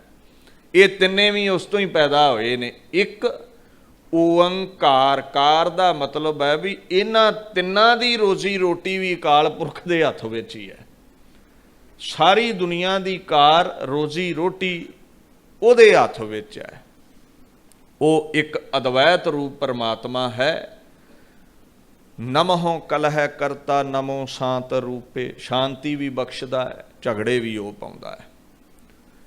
ਉਹੀ ਕਰਤਾ ਹੈ, ਉਹੀ ਹਰਤਾ ਹੈ, ਪੈਦਾ ਕਰਦਾ ਹੈ, ਪਾਲਦਾ, ਖਤਮ ਕਰ ਦਿੰਦਾ ਹੈ। ਇਹ ਸਭ ਰੱਬ ਦੇ ਕੋਲ ਹੀ ਤਾਕਤਾਂ ਨੇ। ਜੇ ਸ਼ਿਵ ਜੀ ਮਾਰਨ ਵਾਲਾ ਹੁੰਦਾ ਤੇ ਸ਼ਿਵ ਜੀ ਆਪ ਨਾ ਮਰਦਾ। ਮਾਰਿਆ ਗਿਆ, ਕਾਲ ਨੇ ਮਾਰਿਆ। ਚੰਡੀ ਦੀ ਵਾਰ ਵਿੱਚ ਜਿਹੜੇ ਵੀਰ ਕਹਿ ਦਿੰਦੇ ਨਾ ਵੀ ਕਿਸੇ ਹਿੰਦੂ ਕਵੀ ਨੇ ਲਿਖੀ ਹੈ, ਮਹਾਰਾਜ ਨੇ ਤਿੰਨਾਂ ਪੰਕਤੀਆਂ ਵਿੱਚ ਹੀ ਖੰਡਨ ਕਰ ਦਿੱਤਾ ਬ੍ਰਾਹਮਣਵਾਦ ਦਾ, ਪਖੰਡ ਦਾ। ਪਖੰਡ ਕੀ? ਇਹ ਸਭ ਕੁਝ ਦੁਰਗਾ, ਰਾਮ, ਰਹੀਮ ਇਹਨਾਂ ਨੂੰ ਸਮਝ ਰਹੇ ਨੇ। ਮਹਾਰਾਜ ਕਹਿੰਦੇ ਨਹੀਂ, ਸਤਿਕਾਰ ਕਰੋ, ਠੀਕ ਹੈ ਤੁਹਾਡੇ ਦੇਵਤੇ ਨੇ, ਅਸੀਂ ਧਰਮ ਨੂੰ ਮਾੜਾ ਨਹੀਂ ਕਹਿੰਦੇ। ਮੁਬਾਰਕ ਹੈ ਹਿੰਦੂ ਵੀਰਾਂ ਨੂੰ, ਦੁਰਗਾ ਦਾ ਅਦਬ ਕਰਨ, ਰਾਮ ਦਾ ਕਰਨ, ਕ੍ਰਿਸ਼ਨ ਦਾ ਕਰਨ, ਬ੍ਰਹਮਾ ਦਾ ਕਰਨ, ਪਰ ਉਹ ਕ੍ਰਿਤ ਹੈ, ਉਹਨਾਂ ਨੂੰ ਕਰਤਾ ਨਾ ਆਖੋ। ਅਕਾਲ ਪੁਰਖ ਵੱਡੀ ਤਾਕਤ ਹੈ। ਹਾਂ, ਉਹਦੀ ਜੋਤ ਇਹਨਾਂ ਸਾਰਿਆਂ 'ਚ, ਜਿਵੇਂ ਸਾਡੇ 'ਚ ਸਮਾਈ, ਇਹਨਾਂ 'ਚ ਵੀ ਸਮਾਈ ਹੈ। ਸਾਡੇ ਨੂੰ ਤਾਕਤਾਂ ਕੁਝ ਇਹਨਾਂ ਕੋਲ ਵੱਧ ਨੇ, ਪਰ ਜੇ ਆਖੋ ਵੀ ਇਹੀ ਅਕਾਲ ਪੁਰਖ ਹੈ ਤੇ ਨਹੀਂ। ਕਿਤੇ ਚੰਡੀ ਦੀ ਵਾਰ ਪੜ੍ਹ ਕੇ ਭੁਲੇਖਾ ਨਾ ਸਿੱਖ ਖਾ ਲਵੇ ਵੀ ਕਣੀ ਦੁਰਗਾ ਦੀ ਪੂਜਾ ਕਰਨੀ। ਤੇ ਬਾਪੂ ਨੇ ਤਿੰਨ ਗੱਲਾਂ ਸ਼ੁਰੂ ਵਿੱਚ ਕਹਿ ਕੇ ਨਾ ਸਨਾਤਨ ਮਤ ਦੇ ਪਖੰਡ ਦੀਆਂ ਧੱਜੀਆਂ ਉਡਾ ਦਿੱਤੀਆਂ। ਕਹਿੰਦੇ ਤੈਂ ਹੀ ਦੁਰਗਾ ਸਾਜ ਕੇ, ਦੈਂਤਾਂ ਦਾ ਨਾਸ ਕਿੰਨੇ ਸਾਜੀ ਹੈ? ਇੱਕ ਓੰਕਾਰ ਨੇ। ਦੇਖੋ ਹੋਇਆ ਕੀ ਹੈ, ਪੈਰ ਦੀ ਜੁੱਤੀ ਕਿਹਾ ਜਾਂਦਾ ਸੀ ਇਸਤਰੀ ਨੂੰ ਭਾਰਤ ਵਿੱਚ। ਗੁਰੂ ਗੋਬਿੰਦ ਸਿੰਘ ਨੇ ਦੇਖਿਆ ਵੀ ਜੇ ਗੁਲਾਮੀ ਦੇ ਸੰਗਲ ਤੋੜਨੇ ਨੇ, ਜਿੱਥੇ ਸਿੰਘਾਂ ਦੀ ਲੋੜ ਹੈ ਉੱਥੇ ਜੇ ਬੱਚੀਆਂ ਵੀ ਨਾਲ ਸਾਥ ਦੇਣਗੀਆਂ। ਹੁਣ ਜੇ ਸਿੰਘ ਆਖੇ ਵੀ ਮੈਂ ਜੰਗ ਲੜਨਾ ਤੇ ਘਰ ਵਾਲੀ ਪੈਰਾਂ ਨੂੰ ਘੁੱਟ ਕੇ ਫੜ ਲਵੇ ਵੀ ਬੱਚਿਆਂ ਦਾ ਕੀ ਹੋਵੇਗਾ, ਭਰ ਜਵਾਨੀ ਵਿੱਚ ਮੇਰਾ ਕੀ ਹੋਵੇਗਾ, ਤੇ ਉਹ ਜੰਗ ਲੜਨ ਕਿਵੇਂ ਜਾਵੇ? ਇੱਥੋਂ ਤੱਕ ਜਦੋਂ ਜੰਗ ਨੂੰ ਤੁਰਦੇ ਸੀ ਤੇ ਮਾਂ ਭਾਗੋ ਵਰਗੀਆਂ ਅੱਗੇ ਹੋ ਕੇ ਚੱਲਦੀਆਂ ਸੀ ਵੀ ਅਸੀਂ ਵੀ ਨਾਲ ਜਾਣਾ। ਇਹ ਸਪਿਰਿਟ ਭਰਨੀ ਸੀ ਬੀਬੀਆਂ ਦੇ ਅੰਦਰ। ਹੁਣ ਇੱਕ ਬੰਨੇ ਪੈਰ ਦੀ ਜੁੱਤੀ ਕਹਿ ਰਹੇ ਨੇ ਦੇਸ਼ ਦੇ ਲੋਕ, ਤੇ ਕਲਗੀਧਰ ਨੇ ਦੱਸਿਆ ਵੀ ਦੇਖੋ ਇਸਤਰੀ ਵੀ ਜੇ ਅਕਾਲ ਪੁਰਖ ਅੱਗੇ ਹੱਥ ਜੋੜ ਕੇ ਬਰਕਤਾਂ ਮੰਗੇ, ਜਿਹਨੂੰ ਪੈਰ ਦੀ ਜੁੱਤੀ ਕਹਿੰਦੇ ਜੇ ਅਕਾਲ ਪੁਰਖ ਦੀ ਕਿਰਪਾ ਹੋ ਗਈ ਤੇ ਲੱਖਾਂ ਦੈਂਤਾਂ ਦੇ ਸਿਰ ਦੁਰਗਾ ਨੇ ਲਾਏ ਹੋਏ ਨੇ। ਤੇ ਜਿਵੇਂ ਦੁਰਗਾ ਨੇ ਕਿਰਪਾ ਲਈ ਹੈ, ਇਸਤਰੀਆਂ ਨੂੰ ਵੀ ਚਾਹੀਦਾ ਵੀ ਅਕਾਲ ਪੁਰਖ ਦੀ ਅਰਾਧਨਾ ਕਰਕੇ ਇਹ ਤਾਕਤਾਂ ਲੈਣ ਤੇ ਜੰਗ ਵਿੱਚ ਕੁੱਦਣ। ਰਹੀ ਗੱਲ ਦੇਵੀ ਪੂਜਾ ਦੀ, ਜੇ ਦੇਵੀ ਪੂਜਾ ਦੀ ਗੱਲ ਹੋਵੇ ਫਿਰ ਇਹ ਨਾ ਬਾਪੂ ਕਹਿੰਦਾ ਤੈਂ ਹੀ ਦੁਰਗਾ ਸਾਜ ਕੇ, ਦੈਂਤਾਂ ਦਾ ਨਾਸ। ਹੇ ਪ੍ਰਮਾਤਮਾ, ਤੇਰੇ ਤੋਂ ਕਿਰਪਾ ਲੈ ਕੇ ਦੁਰਗਾ ਨੇ, ਤੂੰ ਤਾਕਤ ਦੇ ਸਹਿਤ ਦੁਰਗਾ ਨੂੰ, ਦੇਵੀ ਨੂੰ ਸਾਜਿਆ ਤੇ ਦੈਂਤਾਂ ਦਾ ਨਾਸ਼ ਕਰਵਾ ਲਿਆ ਹੈ। ਕਹਿੰਦੇ ਜੀ ਰਾਮ ਜੀ ਅਵਤਾਰੀ ਪੁਰਸ਼ ਨੇ, ਬੜੇ ਬਲਵਾਨ ਨੇ, ਰਾਵਣ ਮਾਰਿਆ। ਕਲਗੀਧਰ ਕਹਿੰਦੇ ਨਹੀਂ, ਕੀੜੀ ਨਹੀਂ ਮਰਦੀ, ਆਪਣੇ ਆਪ ਕੀੜੀ ਨਹੀਂ ਮਰਦੀ, ਤੈਥੋਂ ਹੀ ਬਲਰਾਮ ਲੈ, ਨਾਲ ਬਾਣਾ ਦਹਿ ਸਿਰ ਘਾਇਆ। ਹੇ ਅਕਾਲ ਪੁਰਖ, ਤੇਰੇ ਤੋਂ ਕਿਰਪਾ ਲੈ ਕੇ ਰਾਮ ਜੀ ਨੇ ਬਾਣਾ ਦੇ ਨਾਲ ਰਾਵਣ ਵੱਢ ਸੁੱਟਿਆ, ਵਿੰਨ ਸੁੱਟਿਆ ਹੈ। ਕ੍ਰਿਸ਼ਨ ਜੀ 'ਚ ਕਹਿੰਦੇ ਜੀ 16 ਕਲਾਂ ਸਨ, ਕਹਿੰਦੇ ਬਿਲਕੁਲ ਕਲਾਂ ਤੇ ਸਨ, ਪਰ ਲਈਆਂ ਕਿਹਦੇ ਤੋਂ ਨੇ? ਦੇਣ ਵਾਲਾ ਕੌਣ ਹੈ? ਕ੍ਰਿਸ਼ਨ ਮੂਰਤੀ ਹੈ, ਚਿੱਤਰਕਾਰ ਕੋਈ ਹੋਰ ਹੈ, ਬਣਾਉਣ ਵਾਲਾ ਸਦਾ ਮੂਰਤ ਨਾਲੋਂ ਵੱਡਾ ਹੈ। ਉਹ ਕੌਣ ਹੈ? ਤੈਥੋਂ ਹੀ ਬਲ ਕ੍ਰਿਸ਼ਨ ਲੈ, ਕੰਸ ਕੇਸੀ ਪਕੜ ਗਿਆ। ਕਹਿੰਦੇ ਵਾਲਾਂ ਤੋਂ ਫੜ ਕੇ ਕੰਸ ਨੂੰ ਮਾਰਿਆ, ਪੜਕ ਪੜਕ ਕੇ ਨਹੀਂ ਸੀ ਮਾਰ ਸਕਦਾ ਜੇ ਪ੍ਰਮਾਤਮਾ ਤੂੰ ਕਿਰਪਾ ਨਾ ਕੀਤੀ ਹੁੰਦੀ। ਤੇ ਫਿਰ ਦੱਸੋ ਵੀ ਦਸਮ ਵਿੱਚ ਪੂਜਾ ਕਿੱਥੇ ਹੈ ਰਾਮ ਕ੍ਰਿਸ਼ਨ ਦੀ? ਉਹ ਤੇ ਕਹਿ ਰਿਹਾ ਵੀ ਤੂੰ ਸਭ ਕੁਝ ਕਰ ਰਿਹਾ, ਤੇ ਜਿਹੜਾ ਸਭ ਕੁਝ ਕਰ ਰਿਹਾ ਹੈ ਉਹਦੇ ਬਾਰੇ ਕਲਗੀਧਰ ਨੇ ਦਸਮ ਵਿੱਚ ਸਾਫ਼ ਲਿਖਿਆ, ਪਾਏ ਗਹੇ ਜਬ ਤੇ ਤੁਮਰੇ ਤਬ ਤੇ ਕੋ ਆਂਖ ਤਰੇ ਨਹੀਂ ਆਨਿਓ। ਰਾਮ ਰਹੀਮ ਪੁਰਾਨ ਕੁਰਾਨ अनेक कहे मत एक ना मान्यो, सिमरत शास्त्र वेद सबै बहु भेद कहे हम एक ना जान्यो, सिरियस पान किरपा तुमरी करो, मैं ना कहो सब। ठीक है, पुराण कुरान मनते होणगे पैगंबरां नूं, कोई आखे राम ही सब कुछ है, कृष्ण ही सब कुछ, कहते नहीं। हे अकाल पुरख, इन्हां नूं रचण वाले, जदों दा तेरे दर ते झुक गया, पाएगा हे तेरे चरण जदों दे गए फड़ लए ने, तब ते को आँख तरे नहीं आन्यो। ये अखां जदों दियां तेरे नाल लगियां ने, तेरे दर ते झुकियां ने, हुण किसे वल वेख के झुकना ही भुल गईयां ने, तेरे दर दे हो गए हैं। कौन है वो? तैही दुर्गा साज के, तैथों ही बलराम, जिहड़ा सारियां नूं पैदा करन वाला है। हुण एक हिंदू ये गल कदे नहीं कहिंदा, हिंदू कदे आखेगा भी दुर्गा नूं किसी ने साजिया, वो कहंदा सब कुछ ही दुर्गा है। हिंदू कदे आखेगा भी कृष्ण आपे नहीं लड़िया, रब ने उसनूं ताकत दिती है, मार देना है पंडितां ने फड़ के भी तूं कृष्ण नूं निक्का कह दिता है, राम नूं निक्का। ये हिंदू लिख सकदा मैं ना गणेशा है? कोई सोचिया दे करो भी हिंदू वीर कोई भी कर्म शुरू करे वो गणेश की आराधना तो करदा, ते सिख की करदा? कलगीधर कहंदे नहीं, मैं ना गणेशा है प्रथम मनाऊं, मैं काम शुरू करन लगा गणेश नूं नहीं त्याउंदा। आपां की करदे हैं? अरदास करके गुरु ग्रंथ साहिब तो हुक्मनामा लैके कारज की आरंभता करते हैं, क्योंकि कृष्ण गणेश हुणां नूं बनाउण वाला भी अकाल पुरख है, तो उहदा शब्द है, उहदी वडियाई है। हिंदू किवें लिख सकदा? हिंदू ने मौरां च डांगा नहीं खाणियां, भारत च रह के सनातन धर्म दे उल्ट लिख के जावेगा किथे हो? ये तो वो हिम्मत कर सकिया जिन्हों डर ही नहीं किसी का। सारी दुनिया कृष्ण राम नूं मन रही है, बापू कह रहा है विष्णु नूं मन रही है, मैं ना गणेश है प्रथम मनाऊं, इत्थे नहीं रुकिया, कृष्ण विष्णु कबहू न ध्याऊं, कदे भी नहीं, अज ते की कदे भी नहीं। ये हिंदू नहीं लिखेगा, हिंदू सदा राम कृष्ण नूं मनदा है।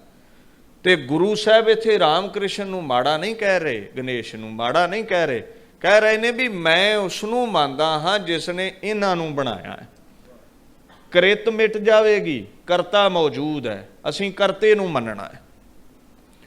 शायद इसे करके ही दसम बाणी नूं एजेंसियां परां करवाउणा चाहुंदियां ने, धज्जियां उठा के रख दित्तियां ने पखंड दीयां। मनदा ही नहीं बापू किसी गल नूं, कहंदा मैं नहीं मनदा जो तुसीं लखां वरियां तो मनदे आ रहे जे।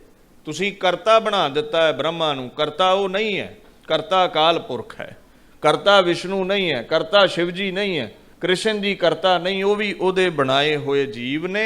हाँ अवतारी पुरुष ने कुछ ताकतां वध ने, पर यह गल सनातन धर्म नूं नहीं पाउंदी। खंडन क्यों करवावे? उन्हां साडे ही प्रचारक खरीद के ते साडे उल्टी चला दिंदे ने। जो 1699 तो चलदा आ रहा, थोड़ा ध्यान दिओ भी आ 20 सालां दी सारे जागरूक पैदा हो गए। 20 सालां तो ही खंडन चलिया, कालज कूलज जे 2-4 खुले ने, पहलां कदे खंडन करदा सुनिया किसे नूं? आ हुण ही पता लगा भी इतिहास झूठा है, दसम बाणी झूठी है, पहलां तो किसी नूं पता नहीं सी। कारण की है? जिहड़ा खंडन है उहदे तो देश बचना चाहुंदा भी साडे ते सारे ही पंडित कह रहा है, सारी मर्यादा खंडन कर रहे ने। हजे के वेदां विच जिक्र है भी अकाल पुरख नूं मनो। ये सिमरतियां पुराने पंडितां दी देन है, अपनी पूजा करवाउण लई मूर्तां बना के मूर्तां दे रखवाले आप बन के पैसा इकट्ठा कर रहे ने। वेद नहीं सी कहिंदे पत्थर दी पूजा करो, वेद अकाल पुरख दी गल करदा है। पर गुमराह करके सिमरतियां पुराण बना के पखंड विच पाया गया लोकां नूं। हुण जदों पखंडी दा पखंड कोई कटे तो फिर तंगी बड़ी आउंदी है, देशां को एजेंसियां को पैसे बड़े ने, तुसीं सोच भी नहीं सकदे। खाली चैक रख दिंदे ने भी बाबा विकण लई तैयार हो, ते मन लो दसम नूं रद्द करके तुसीं अमृत छकना छड्ड दो, ते फिर सिख किदां जे? फिर तो आपां कोई आपां नूं वो गल मोहर लग गई भी ये केसाधारी हिंदू ही ने। सहजधारी मुसलमान भी बन सकदा सिख, सहजधारी होके हिंदू भी बन सकदा। गातरे नाल ही होंद वखरी हुई है, किरपान नाल ही होंद वखरी हुई है। दसम रद्द कर दिओ ते गातरा गया, किरपान गई, तो रह की गए जे दसो? खालसा तो रह ही ना गया। खालसा लफ्ज़ नहीं ला सकते, सिंह लफ्ज़ नहीं ला सकते, वो सारी दसम की देन है। गुरु ग्रंथ साहिब प्रेम दे सोमे ने, गुरु ग्रंथ साहिब रूह है, ਦਸਮ ਸਰੂਪ ਹੈ। ਸਰੂਪ ਵਿੱਚ ਹੀ ਬਾਣਾ ਆਉਂਦਾ, ਸਰੂਪ 'ਚ ਹੀ ਕਿਰਪਾਨ ਆਉਂਦੀ ਹੈ, ਸਰੂਪ 'ਚ ਹੀ 5 ਕਕਾਰ ਆਉਂਦੇ ਨੇ। ਔਰ ਸਨਾਤਨ ਜਗਤ ਚਾਹੁੰਦਾ ਹੈ ਫਿਰ ਹਿੰਦੂ ਬਣਾ ਲਈਏ, ਫਿਰ ਗਾਤਰੇ ਲਵਾ ਦਈਏ, ਜਨੇਊ ਪਵਾ ਲਈਏ। ਔਰ ਸਾਡੇ ਵੀਰ ਸਾਥ ਦੇ ਰਹੇ ਨੇ ਉਹਨਾਂ ਦਾ। ਸਾਡੇ ਵੀਰ ਅੰਮ੍ਰਿਤ ਨੂੰ ਤੋੜ ਰਹੇ ਨੇ, ਅੰਮ੍ਰਿਤ ਤੋਂ ਡੱਕਿਆ ਜਾ ਰਿਹਾ ਹੈ। ਸਮਝੋ ਇਸ ਗੱਲ ਨੂੰ। ਦੀਨ ਦੁਨੀਆ ਦੇ ਪਾਤਸ਼ਾਹ ਕਹਿੰਦੇ ਇੱਕ ਪਰਮਾਤਮਾ ਹੈ, ਓੰਗ ਵਿੱਚ ਆਉਣ ਵਾਲੇ ਤਿੰਨਾਂ ਦੇਵਤਿਆਂ ਦਾ ਸਿਰਜਕ ਹੈ, ਸਭਨਾਂ ਦੀ ਰੋਜੀ ਰੋਟੀ ਉਹਦੇ ਹੱਥ ਵਿੱਚ ਹੈ। ਮਿਲਦਾ ਕਿਵੇਂ ਹੈ? ਸਤਿਗੁਰ ਪ੍ਰਸਾਦ। ਪ੍ਰਸਾਦ ਕਿਰਪਾ। ਜਦੋਂ ਸਤਿਗੁਰ ਸੱਚੇ ਪਾਤਸ਼ਾਹ ਕਿਰਪਾ ਦੇ ਘਰ ਵਿੱਚ ਆ ਕੇ ਦਿਆਲੂ ਹੋ ਜਾਣ, ਸਾਡੇ ਤੇ ਤਰਸ ਖਾਣ, ਤੇ ਉਹਨਾਂ ਦਾ ਨਿਰਗੁਣ ਇੱਕ ਓੰਕਾਰ ਮਿਲ ਪੈਂਦਾ ਹੈ। ਦੂਸਰਾ ਅਰਥ ਸਮਝਿਓ, ਉਹ ਅਕਾਲ ਪੁਰਖ ਸਤ ਹੈ, ਸਤ ਗੁਰ ਸੱਚਾ ਹੈ। ਜੇ ਰਾਮ ਕ੍ਰਿਸ਼ਨ ਇਹ ਬ੍ਰਹਮਾ ਵਿਸ਼ਨੂੰ ਸੱਚ ਨੇ, ਅੱਜ ਵੀ ਚਾਹੀਦੇ ਸਨ, ਪਰ ਰੱਬ ਤੇ ਅੱਜ ਵੀ ਮੌਜੂਦ ਹੈ। ਆਦ ਸੱਚ ਆਦ ਵਿੱਚ ਵੀ ਸੀ, ਯੁੱਗ ਬਣ ਗਏ ਜੁਗਾਦ ਸੱਚ, ਹੈ ਭੀ ਸੱਚ ਨਾ ਰਹੇ, ਅਸੀਂ ਨਾ ਵੀ ਰਹੇ ਤੇ ਹੋਸੀ ਭੀ ਉਹ ਰਵੇਗਾ। ਉਹ ਸਦਾ ਸੱਚ ਹੈ। ਸਤ ਗੁਰ ਗੁਰੂ ਕਹਿੰਦੇ ਨੇ ਜੋ ਅਗਿਆਨ ਨੂੰ ਖਾ ਕੇ ਗਿਆਨ ਬਖਸ਼ੇ। ਪਰਮਾਤਮਾ ਸੱਚਾ ਗੁਰੂ ਹੈ, ਅਗਿਆਨ ਦੇ ਹਨੇਰੇ ਦੂਰ ਕਰਕੇ ਗਿਆਨ ਬਖਸ਼ਦਾ। ਪ੍ਰਸਾਦ ਕਿਰਪਾਲੂ ਬੜਾ ਹੈ।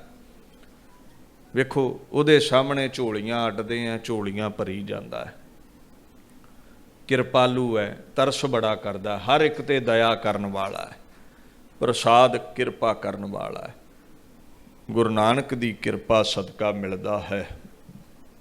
ਫਰਮਾਨ ਕਰਦੇ ਨੇ, ਜੈ ਘਰ ਕੀਰਤ ਆਖੀਐ, ਕਰਤੇ ਕਾ ਹੋਏ ਵਿਚਾਰੋ। ਸੋਹਿਲੇ ਗਾਉਣੇ ਨੇ ਪਰਮਾਤਮਾ ਦੇ। ਕਿੱਦਾਂ ਗਾਉਣੇ ਚਾਹੀਦੇ ਨੇ? ਤੇ ਗੁਰੂ ਗ੍ਰੰਥ ਸਾਹਿਬ ਦੇ ਵਿੱਚ ਇਹ ਸੋਹਿਲੇ ਬਾਣੀ ਨੂੰ ਮਹਾਰਾਜ ਲਿਖ ਕੇ ਸਮਝਾਉਂਦੇ ਨੇ। ਉੱਥੇ ਬੈਠ ਕੇ ਉਹਦੀ ਕੀਰਤੀ ਦੇ ਗੀਤ ਗਾਓ ਜਿੱਥੇ ਸਦਾ ਹੀ ਗਾਏ ਜਾਂਦੇ ਨੇ। ਜੈ ਘਰ ਕੀਰਤ ਆਖੀਐ। ਕੀਰਤੀ ਕਿੱਥੇ ਆਖੀ ਜਾਂਦੀ ਹੈ? ਵੇਸਵਾ ਦੇ ਅੱਡੇ ਤੇ ਰੱਬ ਦੀ ਕੀਰਤੀ ਕੋਈ ਨਹੀਂ ਗਾਉਂਦਾ। ਕੋਠੇ ਤੇ ਥੋੜ੍ਹਾ ਕੀਰਤੀ ਹੁੰਦੀ ਹੈ। ਜਿੱਥੇ ਬਜ਼ੁਰਗ ਤਾਸ਼ ਖੇਡਦੇ ਨੇ ਸੱਤ ਵਿੱਚ ਬਹਿ ਕੇ, ਉੱਥੇ ਰੱਬ ਦੀਆਂ ਗੱਲਾਂ ਥੋੜ੍ਹਾ ਆਉਂਦੀਆਂ ਨੇ। ਰੱਬ ਦੀ ਗੱਲ ਕਿੱਥੇ ਹੈ? ਉਹ ਹੈ ਸਤ ਸੰਗਤ ਵਿੱਚ, ਉਹ ਹੈ ਸਾਧੂਆਂ ਵਿੱਚ। ਮਹਾਰਾਜ ਕਹਿੰਦੇ ਨੇ ਸਾਧੂਆਂ ਦੀ ਸੰਗਤ ਵਿੱਚ, ਸੰਤਾਂ ਵਿੱਚ ਬੈਠ ਕਰਕੇ ਕਰਤੇ ਕਾ ਹੋਏ ਵਿਚਾਰੋ। ਜਿੱਥੇ ਗੁਰੂ ਨਾਨਕ ਦੀ ਅਕਾਲ ਪੁਰਖ ਦੀ ਵਿਚਾਰ ਹੁੰਦੀ ਹੈ, ਉਸਤਤ ਹੁੰਦੀ ਹੈ, ਵਡਿਆਈ ਹੁੰਦੀ ਹੈ, ਗੁਰਬਾਣੀ ਦਾ ਕੀਰਤਨ ਤੇ ਕਥਾ ਵਿਚਾਰ ਹੁੰਦੀ ਹੈ, ਉੱਥੇ ਕੀ ਕਰਨਾ? ਤਿਤ ਘਰ ਗਾਵਹੁ ਸੋਹਿਲਾ, ਸ਼ਿਵਰੇ ਹੋ ਸਿਰਜਣਹਾਰੋ। ਉਸ ਘਰ ਵਿੱਚ ਬਹਿ ਜਾ, ਉੱਥੇ ਜਾ ਕੇ ਸੋਹਿਲੇ ਪਰਮਾਤਮਾ ਦੀ ਕੀਰਤੀ ਗਾ।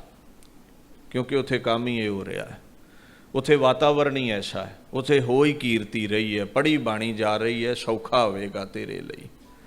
ਜਿੱਥੇ ਕਰਮ ਹੋਰ ਹੁੰਦਾ ਹੋਵੇ, ਤੁਸੀਂ ਜਾ ਕੇ ਆਪਦਾ ਕੰਮ ਸ਼ੁਰੂ ਕਰੋ, ਉੱਥੇ ਗੱਲ ਨਹੀਂ ਬਣਦੀ। ਜਿੱਥੇ ਅੱਗੇ ਹੀ ਇਹ ਕਰਮ ਚੱਲ ਰਿਹਾ ਹੈ, ਉੱਥੇ ਜਾਣਾ ਕਰੋ, ਉੱਥੇ ਸਤ ਸੰਗਤ ਵਿੱਚ ਜਾ ਕੇ ਵਿਚਾਰ ਕਰੋ। ਸਿਵਰੇ ਹੋ ਸਿਰਜਣਹਾਰੋ। ਉਹ ਜਿਹੜਾ ਸਿਰਜਣਹਾਰ ਪਰਮਾਤਮਾ ਹੈ, ਸਿਵਰੇ ਹੋ, ਯਾਦ ਕਰੋ ਉੱਥੇ ਜਾ ਕੇ। ਹੁਣ ਜਦੋਂ ਗੁਰਦੁਆਰੇ ਆਉਣਾ ਹੈ, ਤੁਸੀਂ ਧਿਆਨ ਰੱਖਣਾ ਵੀ ਇੱਥੇ ਚੁਗਲੀ ਨਿੰਦਾ ਨਹੀਂ ਕਰਨ ਆਉਣਾ। ਅਸੀਂ ਕੀ ਕਰਨ ਆਉਣਾ? ਸਿਵਰੇ ਹੋ ਸਿਰਜਣਹਾਰੋ, ਯਾਦ ਕਰਨ ਆਉਣਾ ਹੈ ਪਰਮਾਤਮਾ ਨੂੰ। ਚੁਗਲੀ ਨਿੰਦਾ ਤੇ ਅਸੀਂ ਘਰਾਂ 'ਚ ਬਥੇਰੀ ਕਰ ਲੈਂਦੇ ਹਾਂ, ਫੋਨ ਤੇ ਬਹੁਤ ਕਰ ਲੈਂਦੇ ਹਾਂ। ਇੱਥੇ ਜਦੋਂ ਆਉਣਾ ਹੈ, ਬਾਪੂ ਦੇ ਗੁਣ ਗਾਉਣੇ ਨੇ, ਅਕਾਲ ਪੁਰਖ ਦੇ ਗੁਣ ਗਾਉਣੇ ਨੇ। ਸਕੂਲ ਜਾ ਕੇ ਪੜ੍ਹਾਈ ਕਰਦੇ ਨਾ, ਘਰ ਦੀਆਂ ਗੱਲਾਂ ਦਾ ਤਾਂ ਮੁੱਲ ਹੀ ਕੋਈ ਨਹੀਂ। ਇਹ ਸਤ ਸੰਗਤ ਰੂਪੀ ਉਹਦਾ ਸਕੂਲ ਹੈ। ਇੱਥੇ ਸਿਲੇਬਸ ਉਹੀ ਪੜ੍ਹੋ ਜਿਹੜਾ ਗੁਰੂ ਦਾ ਬਖਸ਼ਿਆ ਹੋਇਆ। ਜਿਹੜੀ ਪੜ੍ਹਾਈ ਗੁਰੂ ਕਰਵਾ ਰਿਹਾ ਉਹੀ ਕਰਨੀ ਚਾਹੀਦੀ ਹੈ। ਇਉਂ ਸਾਹਿਬ ਸੱਚੇ ਪਾਤਸ਼ਾਹ ਕਹਿੰਦੇ ਨੇ। ਵੇਖੋ ਹੁਣ ਘਰ ਜਿਹੜਾ ਲਫ਼ਜ਼ ਹੈ, ਘਰ ਦਾ ਅਰਥ ਮੁਕਾਮ ਵੀ ਹੈ, ਘਰ ਦਾ ਅਰਥ ਸਤ ਸੰਗ ਰੂਪੀ ਘਰ ਵੀ ਹੈ, ਸੱਚਖੰਡ ਵੀ ਹੈ, ਸਰੀਰ ਨੂੰ ਵੀ ਘਰ ਆਖਿਆ ਗਿਆ। ਇਹਦਾ ਮਤਲਬ ਕੀ ਹੈ? ਤਿਤ ਕਰ ਗਾਵਹੁ ਸੁਹੇਲਾ। ਸਤਸੰਗੀ ਰੂਪ ਘਰ ਵਿੱਚ ਵੀ ਗਾਉਣਾ ਹੈ, ਸਰੀਰ ਰੂਪੀ ਘਰ ਵਿੱਚ ਵੀ ਮਨ ਗਾਵੇ, ਸੱਚਖੰਡ ਵਿੱਚ ਵੀ ਸਦਾ ਉਹਦਾ ਨਾਮ ਹੀ ਗਾਇਆ ਜਾ ਰਿਹਾ ਹੈ। ਜਿੰਨੇ ਵੀ ਪ੍ਰਕਾਰ ਦੇ ਘਰ ਨੇ, ਹਿਰਦੇ ਨੂੰ ਵੀ ਘਰ ਰੱਖਿਆ, ਮਨ ਨੂੰ ਵੀ ਘਰ ਰੱਖਿਆ, ਹਰ ਜਗ੍ਹਾ ਉਹਦੇ ਨਾਮ ਦੀ ਵਿਚਾਰ ਗਾਇਆ ਕਰੋ। ਸਿਰਜਣਹਾਰ ਪਰਮਾਤਮਾ ਨੂੰ ਧਿਆਇਆ ਕਰੋ। ਧਿਆਉਣਾ ਕੀ ਹੈ? ਵੀ ਤੂੰ ਸਿਰਜਣਹਾਰ ਹੈ। ਆ ਸਭ ਕੁਝ ਜੋ ਤੁਹਾਨੂੰ ਪਰਿਵਾਰ, ਗੱਡੀਆਂ, ਕਾਰਾਂ ਮਿਲੀਆਂ, ਉਹਨੇ ਹੀ ਸਿਰਜਿਆ ਹੈ ਸਭ ਕੁਝ, ਉਹੀ ਦੇਣ ਵਾਲਾ ਹੈ। ਤੁਮ ਗਾਵਹੁ ਮੇਰੇ ਨਿਰਭਉ ਕਾ ਸੁਹੇਲਾ। ਹਉ ਵਾਰੀ ਜਿਤ ਸੋਹਿਲੈ ਸਦਾ ਸੁਖ ਹੋਏ ਰਹਾਓ। ਮਹਾਰਾਜ ਕਹਿੰਦੇ ਨੇ ਮੇਰੇ ਨਿਰਭਉ ਪਰਮਾਤਮਾ ਦੇ ਗੀਤ ਗਾਇਆ ਕਰ। ਜਦੋਂ ਉਹਦੇ ਨਾਮ ਦੇ ਗੀਤ ਗਾਵੇਂਗਾ, ਜਸ ਗਾਇਨ ਕਰੇਂਗਾ, ਮੈਂ ਵੀ ਤੇਰੇ ਤੋਂ ਕੁਰਬਾਨ ਜਾਵਾਂਗਾ, ਮੈਂ ਵੀ ਤੇਰੇ ਤੋਂ ਬਲਿਹਾਰੇ ਜਾਵਾਂਗਾ। ਭਾਵ ਕਿ ਮੈਂ ਵੀ ਗੁਰੂ ਨਾਨਕ ਸਾਹਿਬ ਕਹਿੰਦੇ ਤੇਰੇ ਤੇ ਖੁਸ਼ ਹੋਵਾਂਗਾ। ਔਰ ਸਦੀਵੀ ਤੈਨੂੰ ਇਹ ਸੋਹਿਲਾ ਗਾਉਣ ਨਾਲ, ਖੁਸ਼ੀ ਦੇ ਗੀਤ ਕਿਉਂ ਗਾਈਦੇ ਨੇ? ਵੀ ਖੁਸ਼ ਰਹੀਏ, ਪਰ ਗੀਤ ਗਾਉਂਦਿਆਂ ਦੁੱਖ ਆ ਜਾਂਦਾ। ਇਹ ਗੀਤ ਗਾਵੇਂਗਾ ਤੇ ਸਦੀਵੀ ਸੁੱਖ ਹੋਵੇਗਾ ਤੈਨੂੰ। ਚਿੰਤਾ ਮਿਟ ਜਾਵੇਗੀ ਮਨ ਦੀ, ਰੋਗ ਮਿਟ ਜਾਣਗੇ ਸਰੀਰ ਦੇ ਹਰ ਪ੍ਰਕਾਰ ਤੋਂ। ਤਨ ਅਤੇ ਮਨ ਤੇਰਾ ਸੁਖੀ ਰਹੇਗਾ ਜਦੋਂ ਇਹ ਗੀਤ ਗਾਵੇਂਗਾ। ਕਮਾਲ ਦੀ ਗੱਲ ਹੈ, ਜਿਹੜੇ ਗੀਤ ਗਾਉਂਦੇ ਨੇ ਨਾ ਰੱਬ ਦੇ, ਕਿੱਥੇ ਆਨੰਦਪੁਰ ਦੀਆਂ ਸੇਜਾਂ ਨੇ, ਕਿੱਥੇ ਮਾਛੀਵਾੜੇ ਦੇ ਕੰਡੇ ਨੇ। ਕਿਤੇ ਨਿੱਕਾ ਜਿਹਾ ਦੁੱਖ ਸਾਨੂੰ ਲੱਗੇ ਨਾ, ਨਿੱਕਾ ਜਿਹਾ ਦੁੱਖ, ਤੇ ਬਾਣੀ ਦਾ ਪ੍ਰਤਾਪ ਨਾ ਹੋਵੇ ਸਾਡੇ ਘਰ ਵਿੱਚ, ਤੇ ਅਸੀਂ ਆਖਾਂਗੇ ਰੱਬ ਵੈਰੀ ਬਣ ਗਿਆ। ਘਰ ਮੌਤ ਹੋ ਜਾਵੇ, ਰੱਬ ਵੈਰੀ ਬਣ ਗਿਆ। ਥੋੜ੍ਹੀ ਬਹੁਤੀ ਕਮਾਈ ਘਟ ਗਈ ਹੈ, ਰੱਬ ਵੈਰੀ ਬਣ ਗਿਆ।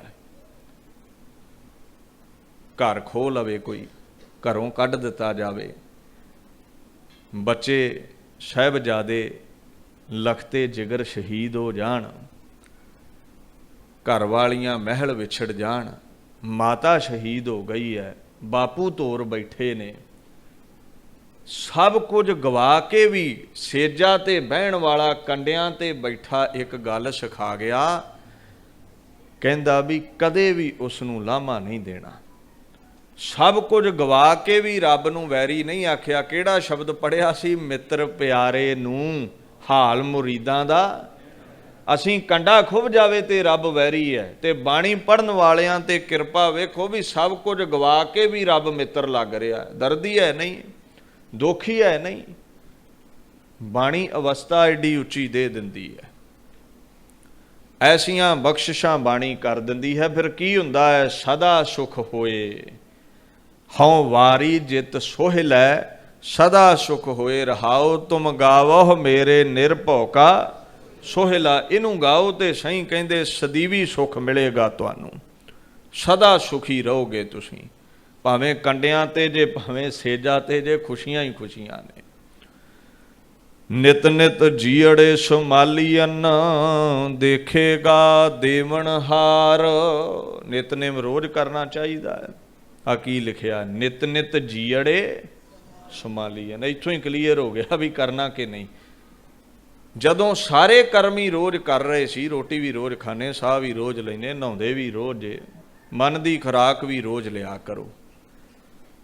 ਜੇ ਤਨ ਨੂੰ ਭੁੱਖ ਨਾ ਲੱਗੇ, ਆਂਦੇ ਤਨ ਰੋਗੀ ਹੈ। ਜੇ ਜਪਜੀ ਦੀ ਭੁੱਖ ਮਨ ਨੂੰ ਨਾ ਲੱਗੇ ਤੇ ਮਨ ਰੋਗੀ ਹੈ। ਇਸ ਗੱਲ ਨੂੰ ਸਮਝਿਓ। ਨਿਤਨੇਮ ਲਫ਼ਜ਼ ਕਿਉਂ ਬਣਿਆ? ਇੱਥੋਂ ਬਣਿਆ ਜੇ ਨਿਤ ਨਿਤ ਜੀਅੜੇ, ਵੀ ਜੇ ਤਨ ਦੀ ਖੁਰਾਕ ਨਿਤ ਖਾਣਾ ਹੈ, ਨਹਾਉਂਦਾ ਰੋਜ਼ ਹੈ, ਸਾਹ ਰੋਜ਼ ਲੈਣਾ ਹੈ, ਰੋਟੀ ਖਾਣ ਤੋਂ ਤੇ ਕਦੇ ਬੋਰ ਨਹੀਂ ਹੋਇਆ, ਨੋਟ ਕਮਾਉਣ ਤੋਂ ਤੇ ਕਦੇ ਬੋਰ ਨਹੀਂ ਹੁੰਦਾ, ਸਾਰੇ ਕੰਮ ਰੋਜ਼ ਕਰਦਿਆਂ ਹੈ, ਤਨ ਨੂੰ ਚੱਲਦਿਆਂ ਰੱਖਣ ਲਈ ਕਹਿੰਦੇ ਇਹ ਵੀ ਨਿਤ ਨਿਤ ਜੀੜੇ। ਮਨ ਨੂੰ ਸੰਬੋਧਿਤ ਕੀਤਾ, ਹੇ ਮੇਰੇ ਜੀੜੇ ਮਨ, ਨਿਤ ਪਰਮਾਤਮਾ ਨੂੰ ਧਿਆਇਆ ਕਰ। ਜਿਵੇਂ ਰੋਟੀ ਛੱਡਣ ਲਈ ਤਿਆਰ ਨਹੀਂ, ਪਰਿਵਾਰ ਨੂੰ ਛੱਡਣ ਲਈ ਤੂੰ ਤਿਆਰ ਨਹੀਂ, ਸਵਾਸ ਤੂੰ ਛੱਡਣ ਲਈ ਤਿਆਰ ਨਹੀਂ, ਕਿਰਤ ਕਮਾਈ ਰੋਜ਼ ਦੁਕਾਨ ਛੱਡ ਨਹੀਂ ਸਕਦਾ, ਤੂੰ ਕਿਰਤ ਕਰਨ ਜਾਂਦਾ ਹੈ ਤੇ ਨਾਨਕ ਦਾ ਜਪਜੀ ਕਿਉਂ ਛੱਡ ਦਿੰਦਾ ਹੈ? ਉਹ ਵੀ ਨਿਤ ਪਾਤਸ਼ਾਹ ਕਹਿੰਦੇ ਧਿਆਇਆ ਕਰ। ਦੇਖੇਗਾ ਦੇਵਨਹਾਰ, ਤੇ ਜਿਹਨੂੰ ਯਾਦ ਕਰੀਏ ਉਹ ਫਿਰ ਮਿਲ ਹੀ ਪੈਂਦਾ ਨਾ। जदों याद करोगे, जे याद नहीं ना करना तो मैं कई बार कहिंदे सुने ने माता पिता को बच्चा बाहर चलिया गया रिश्तेदार, वो तो याद ही नहीं करता, फोन ही नहीं लाउंदा, लहू चिट्टा हो गया है, हुण उहदी याद विसर गई है। याद नूं याद है, खसम नूं याद करोगे तुहानूं चेते रखेगा। तुहाडे कोल टाइम नहीं गुरु नानक लई ते वो भी वेला नहीं है। प्रेम करोगे तो प्रेम करेगा, ना करोगे तो नहीं। ਉਹਦੀ रचना ਵਿੱਚ खेड ही ऐसी है। ਤੁਸੀਂ दुकान ਤੇ ਬਹਿਣਾ ਛੱਡ ਦਿਓ ਵੀ ਮਾਇਆ ਨਾਲ ਪ੍ਰੇਮ नहीं है, माया ਉਹਨੂੰ ਹਟ ਜਾਵੇਗੀ। ਰੱਬ ਦੇ ਦਰ ਤੇ ਬਹਿਣਾ ਛੱਡ ਦਿਓ, ਰੱਬ नहीं मिलेगा। पैसे कमाਉਣ ਲਈ दुकान ਖੋਲੋਗੇ, ਭੱਜੇ ਆਉਂਦੇ ਨੇ ਪੈਸੇ। ਗੁਰੂ ਨਾਨਕ ਲਈ ਗੁੜਕਾ ਸਾਹਿਬ ਫੜ ਲਓ, ਚੌਂਕੜਾ ਮਾਰ ਲਓ, ਭੱਜ ਕੇ ਆ ਕੇ ਭਾਈ ਗੁਰਦਾਸ ਕਹਿੰਦਾ ਮਿਲ ਪਵੇਗਾ। ਖਿੱਚ ਨੂੰ ਖਿੱਚ ਹੈ, ਪ੍ਰੇਮ ਨੂੰ ਪ੍ਰੇਮ ਹੈ, ਪਹਿਲ ਤੇ ਕਰਨੀ ਪੈਣੀ ਹੈ। ਤੇ ਨਹੀਂ ਕਰਦੇ ਤੇ ਉਹ ਵੀ ਸਮਝ ਲੈਂਦਾ ਵੀ ਲਹੂ ਚਿੱਟਾ ਹੋ ਗਿਆ। ਮੇਰੀਆਂ ਦਿੱਤੀਆਂ ਦਾਤਾਂ ਲੈ ਕੇ, ਮੇਰਾ ਸਭ ਕੁਝ ਲੈ ਕੇ ਤੇ ਮੈਨੂੰ ਵਿਸਾਰ ਦਿੱਤਾ ਹੈ।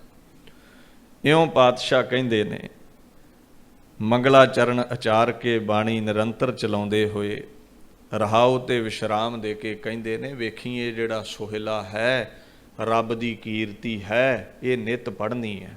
ਇਹ 'ਚ ਨਾਗਾ ਨਹੀਂ ਪੈਣਾ ਚਾਹੀਦਾ, ਤਾਂ ਹੀ ਬਣ ਗਿਆ ਨਿਤਨੇਮ। ਤਾਂ ਹੀ ਨਿਤਨੇਮ ਬਣਿਆ ਹੈ। ਕਲਗੀਧਰ ਨੇ ਸਾਨੂੰ 5 ਪਾਣੀਆਂ ਦਾ ਨਿਤਨੇਮ ਬਖਸ਼ਿਆ। ਅੱਛਾ, ਇੱਕ ਗੱਲ ਹੈ, ਜਦੋਂ ਯਾਦ ਕਰੀਏ ਨਾ, ਕਿਸੇ ਨਾਲ ਪ੍ਰੇਮ ਕਰੀਏ, ਫਿਰ ਜੋ ਮੰਗੀਏ ਮਿਲ ਜਾਂਦਾ ਹੈ। ਇੰਨਾ ਕੁਝ ਦਵੇਗਾ ਉਹ, ਕਿਉਂਕਿ ਸਾਡਾ ਸੁਭਾਅ, ਬੰਦੇ ਦੀ ਫਿਦਰਤ ਬਣ ਗਈ ਹੈ ਵੀ ਇੱਕ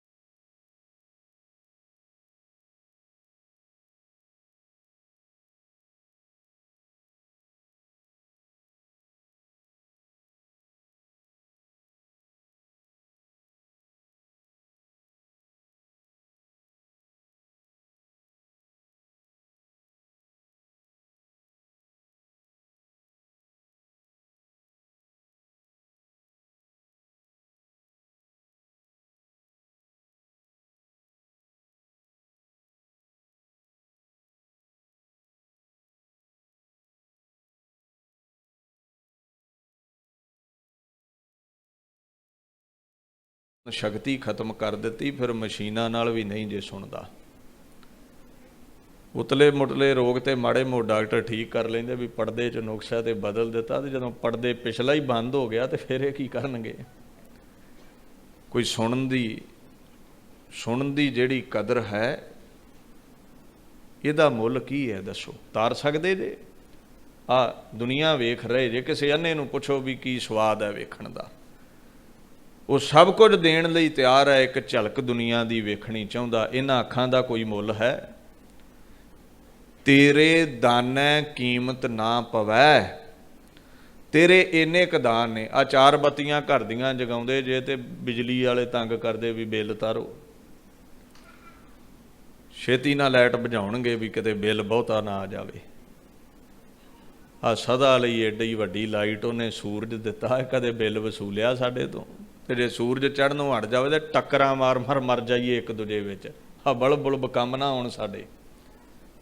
ਚੰਦਰਮਾ ਦਿੱਤਾ ਹੈ, ਸੂਰਜ ਦਿੱਤਾ ਹੈ, ਕਿੰਨੇ ਨੈਚੁਰਲ ਰਿਸੋਰਸਿਸ ਨੇ, ਪਾਣੀ ਸਾਨੂੰ ਦਿੱਤਾ ਹੈ, ਕੋਈ ਮੁੱਲ ਹੈ ਉਹਦੀਆਂ ਦਾਤਾਂ ਦਾ? ਇੰਨੇ ਕੁ ਦਾਨ ਉਸਨੇ ਸਾਨੂੰ ਦਿੱਤੇ ਹੋਏ ਨੇ, ਮੁੱਲ ਕੋਈ ਨਹੀਂ ਹੈ। ਔਰ ਸ਼ੁਰੂ ਤੋਂ ਦੇ ਰਿਹਾ ਹੈ, ਸ਼ੁਰੂ ਤੋਂ ਦੇ ਰਿਹਾ ਹੈ। ਆਪਾਂ ਰੋਜ਼ ਤੇ ਪੜ੍ਹਦੇ ਹਾਂ ਨਿਤਨੇਮ ਵਿੱਚ, ਦੇਂਦਾ ਦੇ ਲੈਂਦੇ ਥਕ ਪਾਹੇ, ਜੁਗਾ ਜੁਗੰਤਰ ਖਾਹੀ ਖਾਹੇ। ਕਲਯੁਗ ਵਿੱਚ ਹੀ ਨਹੀਂ, ਜੁਗਾਂ ਜੁਗਾਂ ਤੋਂ ਉਹਦਾ ਹੀ ਖਾਂਦੇ ਆ ਰਹੇ ਹਾਂ। ਉਹਦੇ ਦਾਨਾਂ ਦੀ ਕੀਮਤ ਨਹੀਂ ਪੈ ਸਕਦੀ, ਜਿੰਨੇ ਉਸਨੇ ਦਾਨ ਦਿੱਤੇ ਨੇ ਕੀਮਤ ਨਹੀਂ ਪੈ ਸਕਦੀ। ਸਤ ਸੰਗਤ ਵਿੱਚ ਆ ਕੇ ਉਸ ਨੂੰ ਗਾਓ, ਜਿੱਥੇ ਕੀਰਤਨ ਚੱਲਦਾ। ਕਲਯੁਗ ਮਹਿ ਕੀਰਤਨ ਪ੍ਰਧਾਨਾ, ਇੱਥੇ ਆ ਕੇ ਉਸ ਨੂੰ ਗਾਓ। ਗੁਰੂ ਦੁਆਰੇ ਗੁਰਦੁਆਰੇ ਹਰ ਕੀਰਤਨ ਸੁਣੀਐ, ਇੱਥੇ ਆ ਕੇ ਉਹਦੀ ਕੀਰਤੀ ਸੁਣੋ। ਜੋ ਕੰਨਾਂ ਦੇ ਭਾਂਡੇ 'ਚ ਪਵੇਗਾ ਉਹ ਜ਼ੁਬਾਨ ਵਰਤਾਵੇਗੀ। ਗੰਦੇ ਗੀਤ ਸੁਣੋਗੇ ਤੇ ਜ਼ੁਬਾਨ ਉਹੀ ਗੀਤ ਗਾਉਂਦੀ ਹੈ। ਕੀਰਤਨ ਸੁਣੋਗੇ ਤੇ ਜ਼ੁਬਾਨ ਕੀਰਤਨ ਹੀ ਗਾਉਣ ਲੱਗ ਪੈਂਦੀ ਹੈ। ਇਉਂ ਪਾਤਸ਼ਾਹ ਕਹਿੰਦੇ ਨੇ ਵੀ ਜੋ ਭਾਂਡੇ 'ਚ ਹੋਵੇ ਕੜਛੀ ਨੇ ਉਹੋ ਹੀ ਵਰਤਾਉਣਾ। ਜੇ ਭਾਂਡੇ 'ਚ ਦਾਲ ਹੈ ਤੇ ਹੁਣ ਪਨੀਰ ਕਿੱਥੋਂ ਵਰਤਾ ਦੇਵੇ ਉਹ। ਜੋ ਕੰਨਾਂ 'ਚ ਹੈ ਜ਼ੁਬਾਨ ਉਹੀ ਚੁੱਕੇਗੀ ਤੁਹਾਡਾ। ਕੀਰਤਨ ਸੁਣੋਗੇ ਤੇ ਕੀਰਤਨ ਹੀ ਗਾਓਗੇ। ਇੱਥੇ ਆਓਗੇ ਕੀਰਤਨ ਕੰਨੀ ਪਵੇਗਾ ਫਿਰ ਗਾਓਗੇ। ਹਰ ਕੀਆਂ ਕਥਾ ਕਹਾਣੀਆਂ ਗੁਰਮੀਤ। ਇੱਥੇ ਕਥਾ ਸੁਣੋ, ਇੱਥੇ ਕੀਰਤਨ ਸੁਣੋ, ਹਰੀ ਦਾ ਜਸ ਸੁਣੋ ਤੇ ਜਦੋਂ ਸੁਣੋਗੇ ਤੇ ਗਾਉਣ ਲੱਗ ਪਵੋਗੇ। ਫਿਰ ਕਹਿਣ ਦੀ ਲੋੜ ਨਹੀਂ ਹੈ। ਇੱਥੇ ਆ ਕੇ ਸੁਣੋ ਫਿਰ ਗਾਓਗੇ ਵੀ। ਅੱਛਾ, ਨਾਮ ਕਿਹਦਾ ਗਾਉਣਾ ਹੈ? ਫਿਰ ਇੱਕ ਵਾਰ ਧਿਆਨ ਦਿਓ। ਮਹਾਰਾਜ ਕਹਿੰਦੇ ਨੇ ਤੁਮ ਗਾਵੋ ਮੇਰੇ ਨਿਰਭਉ ਕਾ ਸੋਹਿਲਾ। ਨਿਰਭਉ ਦਾ ਗਾਉਣਾ। ਆਪਾਂ ਸਾਰਿਆਂ ਨੂੰ ਭੈ ਆ ਕਿਸੇ ਨਾ ਕਿਸੇ ਚੀਜ਼ ਦਾ। ਆਪਾਂ ਸਾਰਿਆਂ ਨੂੰ ਡਰ ਹੈ ਕਿਸੇ ਨਾ ਕਿਸੇ ਚੀਜ਼ ਦਾ। ਮੌਤ ਦਾ ਸਾਰਿਆਂ ਨੂੰ ਡਰ ਹੈ। ਕਿਸੇ ਨੂੰ ਕੁਰਸੀ ਖੁੱਸਣ ਦਾ ਡਰ ਹੈ। ਮੰਤਰੀ ਨੂੰ ਡਰ ਹੈ ਵੀ ਕਿਤੇ ਕੁਰਸੀ ਨਾ ਹਾਰ ਜਾਵਾਂ, ਡਰਿਆ ਹੋਇਆ ਹੈ। ਸਾਨੂੰ ਡਰ ਹੈ ਵੀ ਨਿਆਣੇ ਹੀ ਨਾ ਹੱਥੋਂ ਨਿਕਲ ਜਾਣ, ਆਗਿਆਕਾਰੀ ਨਾ ਰਹੇ ਤੇ ਫਿਰ ਕੀ ਕਰਾਂਗੇ। ਬੁਢਾਪੇ ਵਿੱਚ ਖੂੰਡੀ ਨਾ ਬਣੇ, ਸਹਾਰਾ ਨਾ ਬਣੇ ਤੇ ਕੀ ਕਰਾਂਗੇ। ਕੋਈ ਕੁਰਸੀ ਦਾ ਖਤਰਾ, ਕਿਸੇ ਨੂੰ ਸਰੀਰ ਦਾ ਖਤਰਾ, ਕਿਸੇ ਨੂੰ ਇੱਜ਼ਤ ਜਾਣ ਦਾ ਡਰ ਹੈ, ਕਿਸੇ ਨੂੰ ਰਾਜ ਸੱਤਾ ਦੇ ਜਾਣ ਦਾ ਡਰ ਹੈ, ਕਿਸੇ ਨੂੰ ਆਪਣੀ ਮਾਣ ਮਰਿਆਦਾ ਦੇ ਜਾਣ ਦਾ ਡਰ ਹੈ, ਕਿਸੇ ਨੂੰ ਧਨ ਦੌਲਤ ਦੇ ਜਾਣ ਦਾ ਡਰ ਹੈ। ਡਰਿਆਂ ਦਾ ਨਾਮ ਗਾ ਕੇ ਕੀ ਕਰੋਗੇ? ਤੁਸੀਂ ਵੀ ਡਰੇ ਰਹੋਗੇ।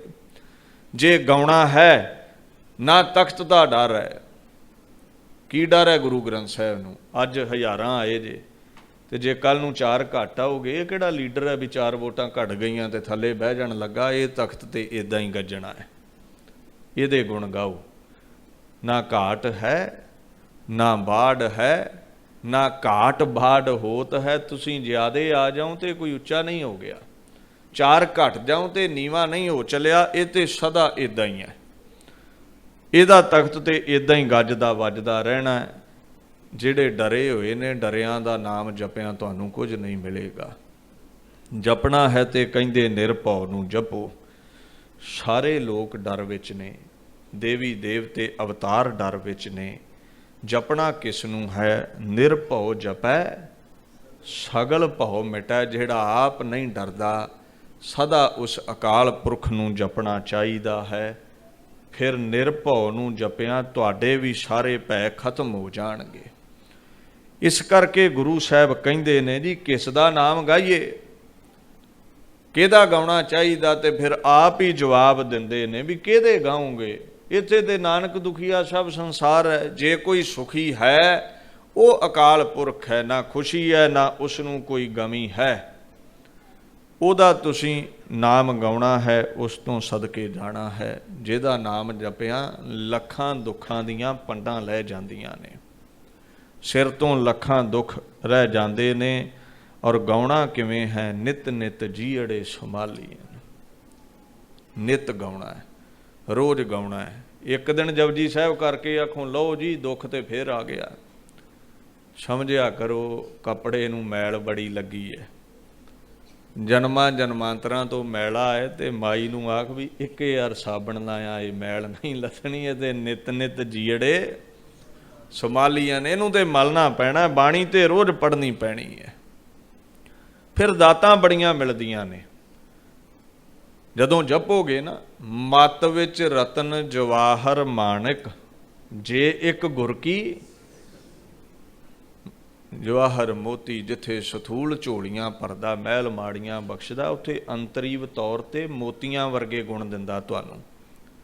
ਸਤ ਸੰਤੋਖ ਦਇਆ ਧਰਮ ਦਵੇਗਾ। ਤੁਸੀਂ ਸੱਚ ਬੋਲੋਗੇ, ਜੋ ਮਿਲਿਆ ਹੈ ਉਹਦੇ 'ਚ ਸੰਤੋਖ ਰੱਖੋਗੇ, ਤ੍ਰਿਸ਼ਨਾ ਦੀ ਅੱਗ ਮਿਟੇਗੀ।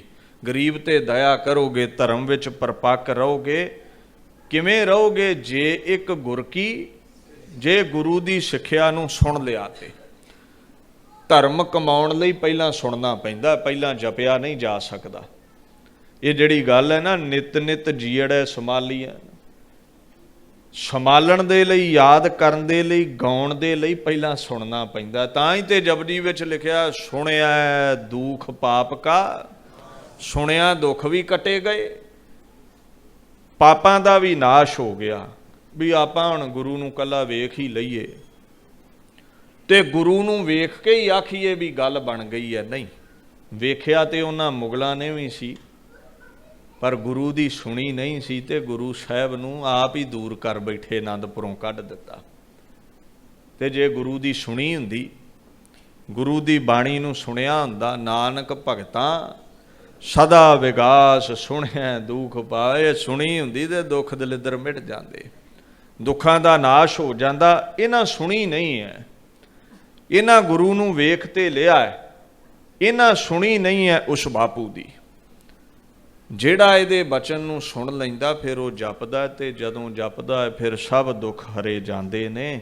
ਵੇਖਿਆ ਹੀ ਸੀ ਸਾਹਮਣੇ ਆਨੰਦਪੁਰ ਛੱਡ ਗਿਆ, ਭੱਜ ਕੇ ਚਰਨ ਫੜੇ ਹੀ ਨਾ ਗਏ। ਸੁਣਿਆ ਹੁੰਦਾ ਤੇ ਚਰਨ ਫੜਦੇ ਨਾ, ਸੁਣਨ ਵੱਲ ਧਿਆਨ ਨਾ ਦਿੱਤਾ ਗਿਆ। ਜੇ ਸੁਣ ਲਓਗੇ ਦੁੱਖ ਖਤਮ ਨੇ, ਸੁੱਖਾਂ ਨਾਲ ਝੋਲੀਆਂ ਭਰ ਦਿੰਦਾ ਹੈ। ਤੇ ਜਦੋਂ ਸੁਣ ਲਿਆ ਫਿਰ ਰਸਨਾ ਗਾਉਂਦੀ ਹੈ। ਸੁਣਿਆ ਨਹੀਂ ਤੇ ਗਾ ਨਹੀਂ ਸਕੇਗਾ। 2 ਸਾਲ ਬੱਚੇ ਨੂੰ ਜੰਮਦੇ ਨੂੰ ਕਿਸੇ ਕਮਰੇ 'ਚ ਬੰਦ ਕਰ ਦਿਓ, ਸੁਣਿਆ ਨਹੀਂ ਤੇ ਗੂੰਗਾ ਹੋ ਜਾਵੇਗਾ। ਸੁਣਿਆ ਹੀ ਨਹੀਂ ਤੇ ਬੋਲੇ ਕੀ? ਕੁਝ ਕੰਨਾਂ 'ਚ ਹੀ ਨਹੀਂ ਪਿਆ ਤੇ ਬੋਲੇਗਾ ਕੀ? ਇਹਨਾਂ ਸੁਣਿਆ ਹੀ ਨਹੀਂ। ਜੀਵਨ ਤੌਰ ਤੇ, ਅਧਿਆਤਮਕ ਤੌਰ ਤੇ ਗੂੰਗੇ ਬੋਲੇ ਹੋ ਗਏ ਸਨ। ਸਤਿਗੁਰ ਨੂੰ ਸਭ ਕੋ ਵੇਖਦਾ ਜੇਤਾ ਜਗਤ ਸੰਸਾਰ, ਡਿਠੈ ਮੁਕਤ ਨਾ ਹੋਵਈ ਜਿਚਰ ਸ਼ਬਦ ਨਾ ਕਰੈ। ਸੁਣਿਆ ਹੀ ਨਹੀਂ, ਵੇਖਿਆ ਹੀ ਸੀ। ਜੇ ਸੁਣਨ ਲਈ ਆਉਂਦੇ ਤੇ ਵੇਖਿਆ ਮੁਕਤੀ ਹੋ ਜਾਂਦੀ, ਪਰ ਸੁਣਨ ਆਏ ਹੀ ਨਹੀਂ ਹੈ। ਇਸ ਕਰਕੇ ਪਾਤਸ਼ਾਹ ਦੀ ਬਾਣੀ ਸੁਣਿਆ ਕਰੋ, ਸੁਣਿਆ ਕਰੋ ਡੂੰਘਾਈ ਦੇ ਨਾਲ, ਕਿਉਂਕਿ ਦੁੱਖ ਬੜੀ ਡੂੰਘਾਈ ਤੇ ਬੈਠੇ ਨੇ। ਜਨਮਾਂ ਜਨਮਾਂਤਰਾਂ ਦੇ ਤੇ ਖੁੱਬੇ ਹੋਏ ਨੇ ਅੰਦਰ। ਮਨ ਤੇ ਉਹੀ ਹੈ ਨਾ, ਜਨਮ ਬਦਲਦੇ ਗਏ, ਪਾਪ ਵਧਦੇ ਗਏ, ਤੇ ਡੂੰਘਾਈ ਤੱਕ ਸੁਣਾਂਗੇ ਤੇ ਫਿਰ ਗੱਲ ਬਣੇਗੀ। ਰੇ ਮਨ ਰਾਮ ਸਿਉ ਕਰ ਪ੍ਰੀਤ, ਸ਼ਰਵਨ ਗੋਬਿੰਦ ਗੁਣ ਸੁਨੋ ਅਰ ਗਾਵੋ ਰਸਨਾ। ਹੇ ਮਨ, ਕੰਨਾਂ ਨਾਲ ਸੁਣ ਕੇ ਜ਼ੁਬਾਨ ਨਾਲ ਗਾਉਣਾ ਕਰ। ਡੂੰਘਾਈ 'ਚ ਦੁੱਖ ਨੇ, ਡੂੰਘਾਈ ਨਾਲ ਸੋਹਣੇ ਜੜੋਂ ਪੁੱਟ ਕੇ ਸੁੱਟ ਦਵੇਗਾ। ਦੀਨ ਦੁਨੀਆ ਦੇ ਪਾਤਸ਼ਾਹ ਬੜਾ ਸਮਝਾਉਂਦੇ ਨੇ, ਜਦੋਂ ਡੂੰਘਾਈ 'ਚ ਦੁੱਖ ਪੁੱਟੇ ਗਏ ਫਿਰ ਤੇਰੀ ਅਵਸਥਾ ਕਿਹੜੀ ਬਣੇਗੀ। ਦਮ ਦਮ ਸਦਾ ਸੰਭਾਲਦਾ, ਦਮ ਨਾ ਬਿਰਥਾ।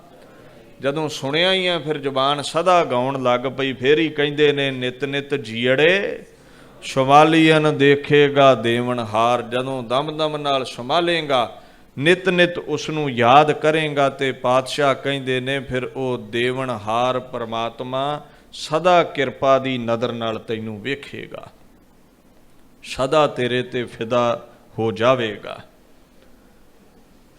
ਅਸੀਂ ਸੁਣਨਾ ਹੈ ਤੇ ਫਿਰ ਜਪਣਾ ਹੈ।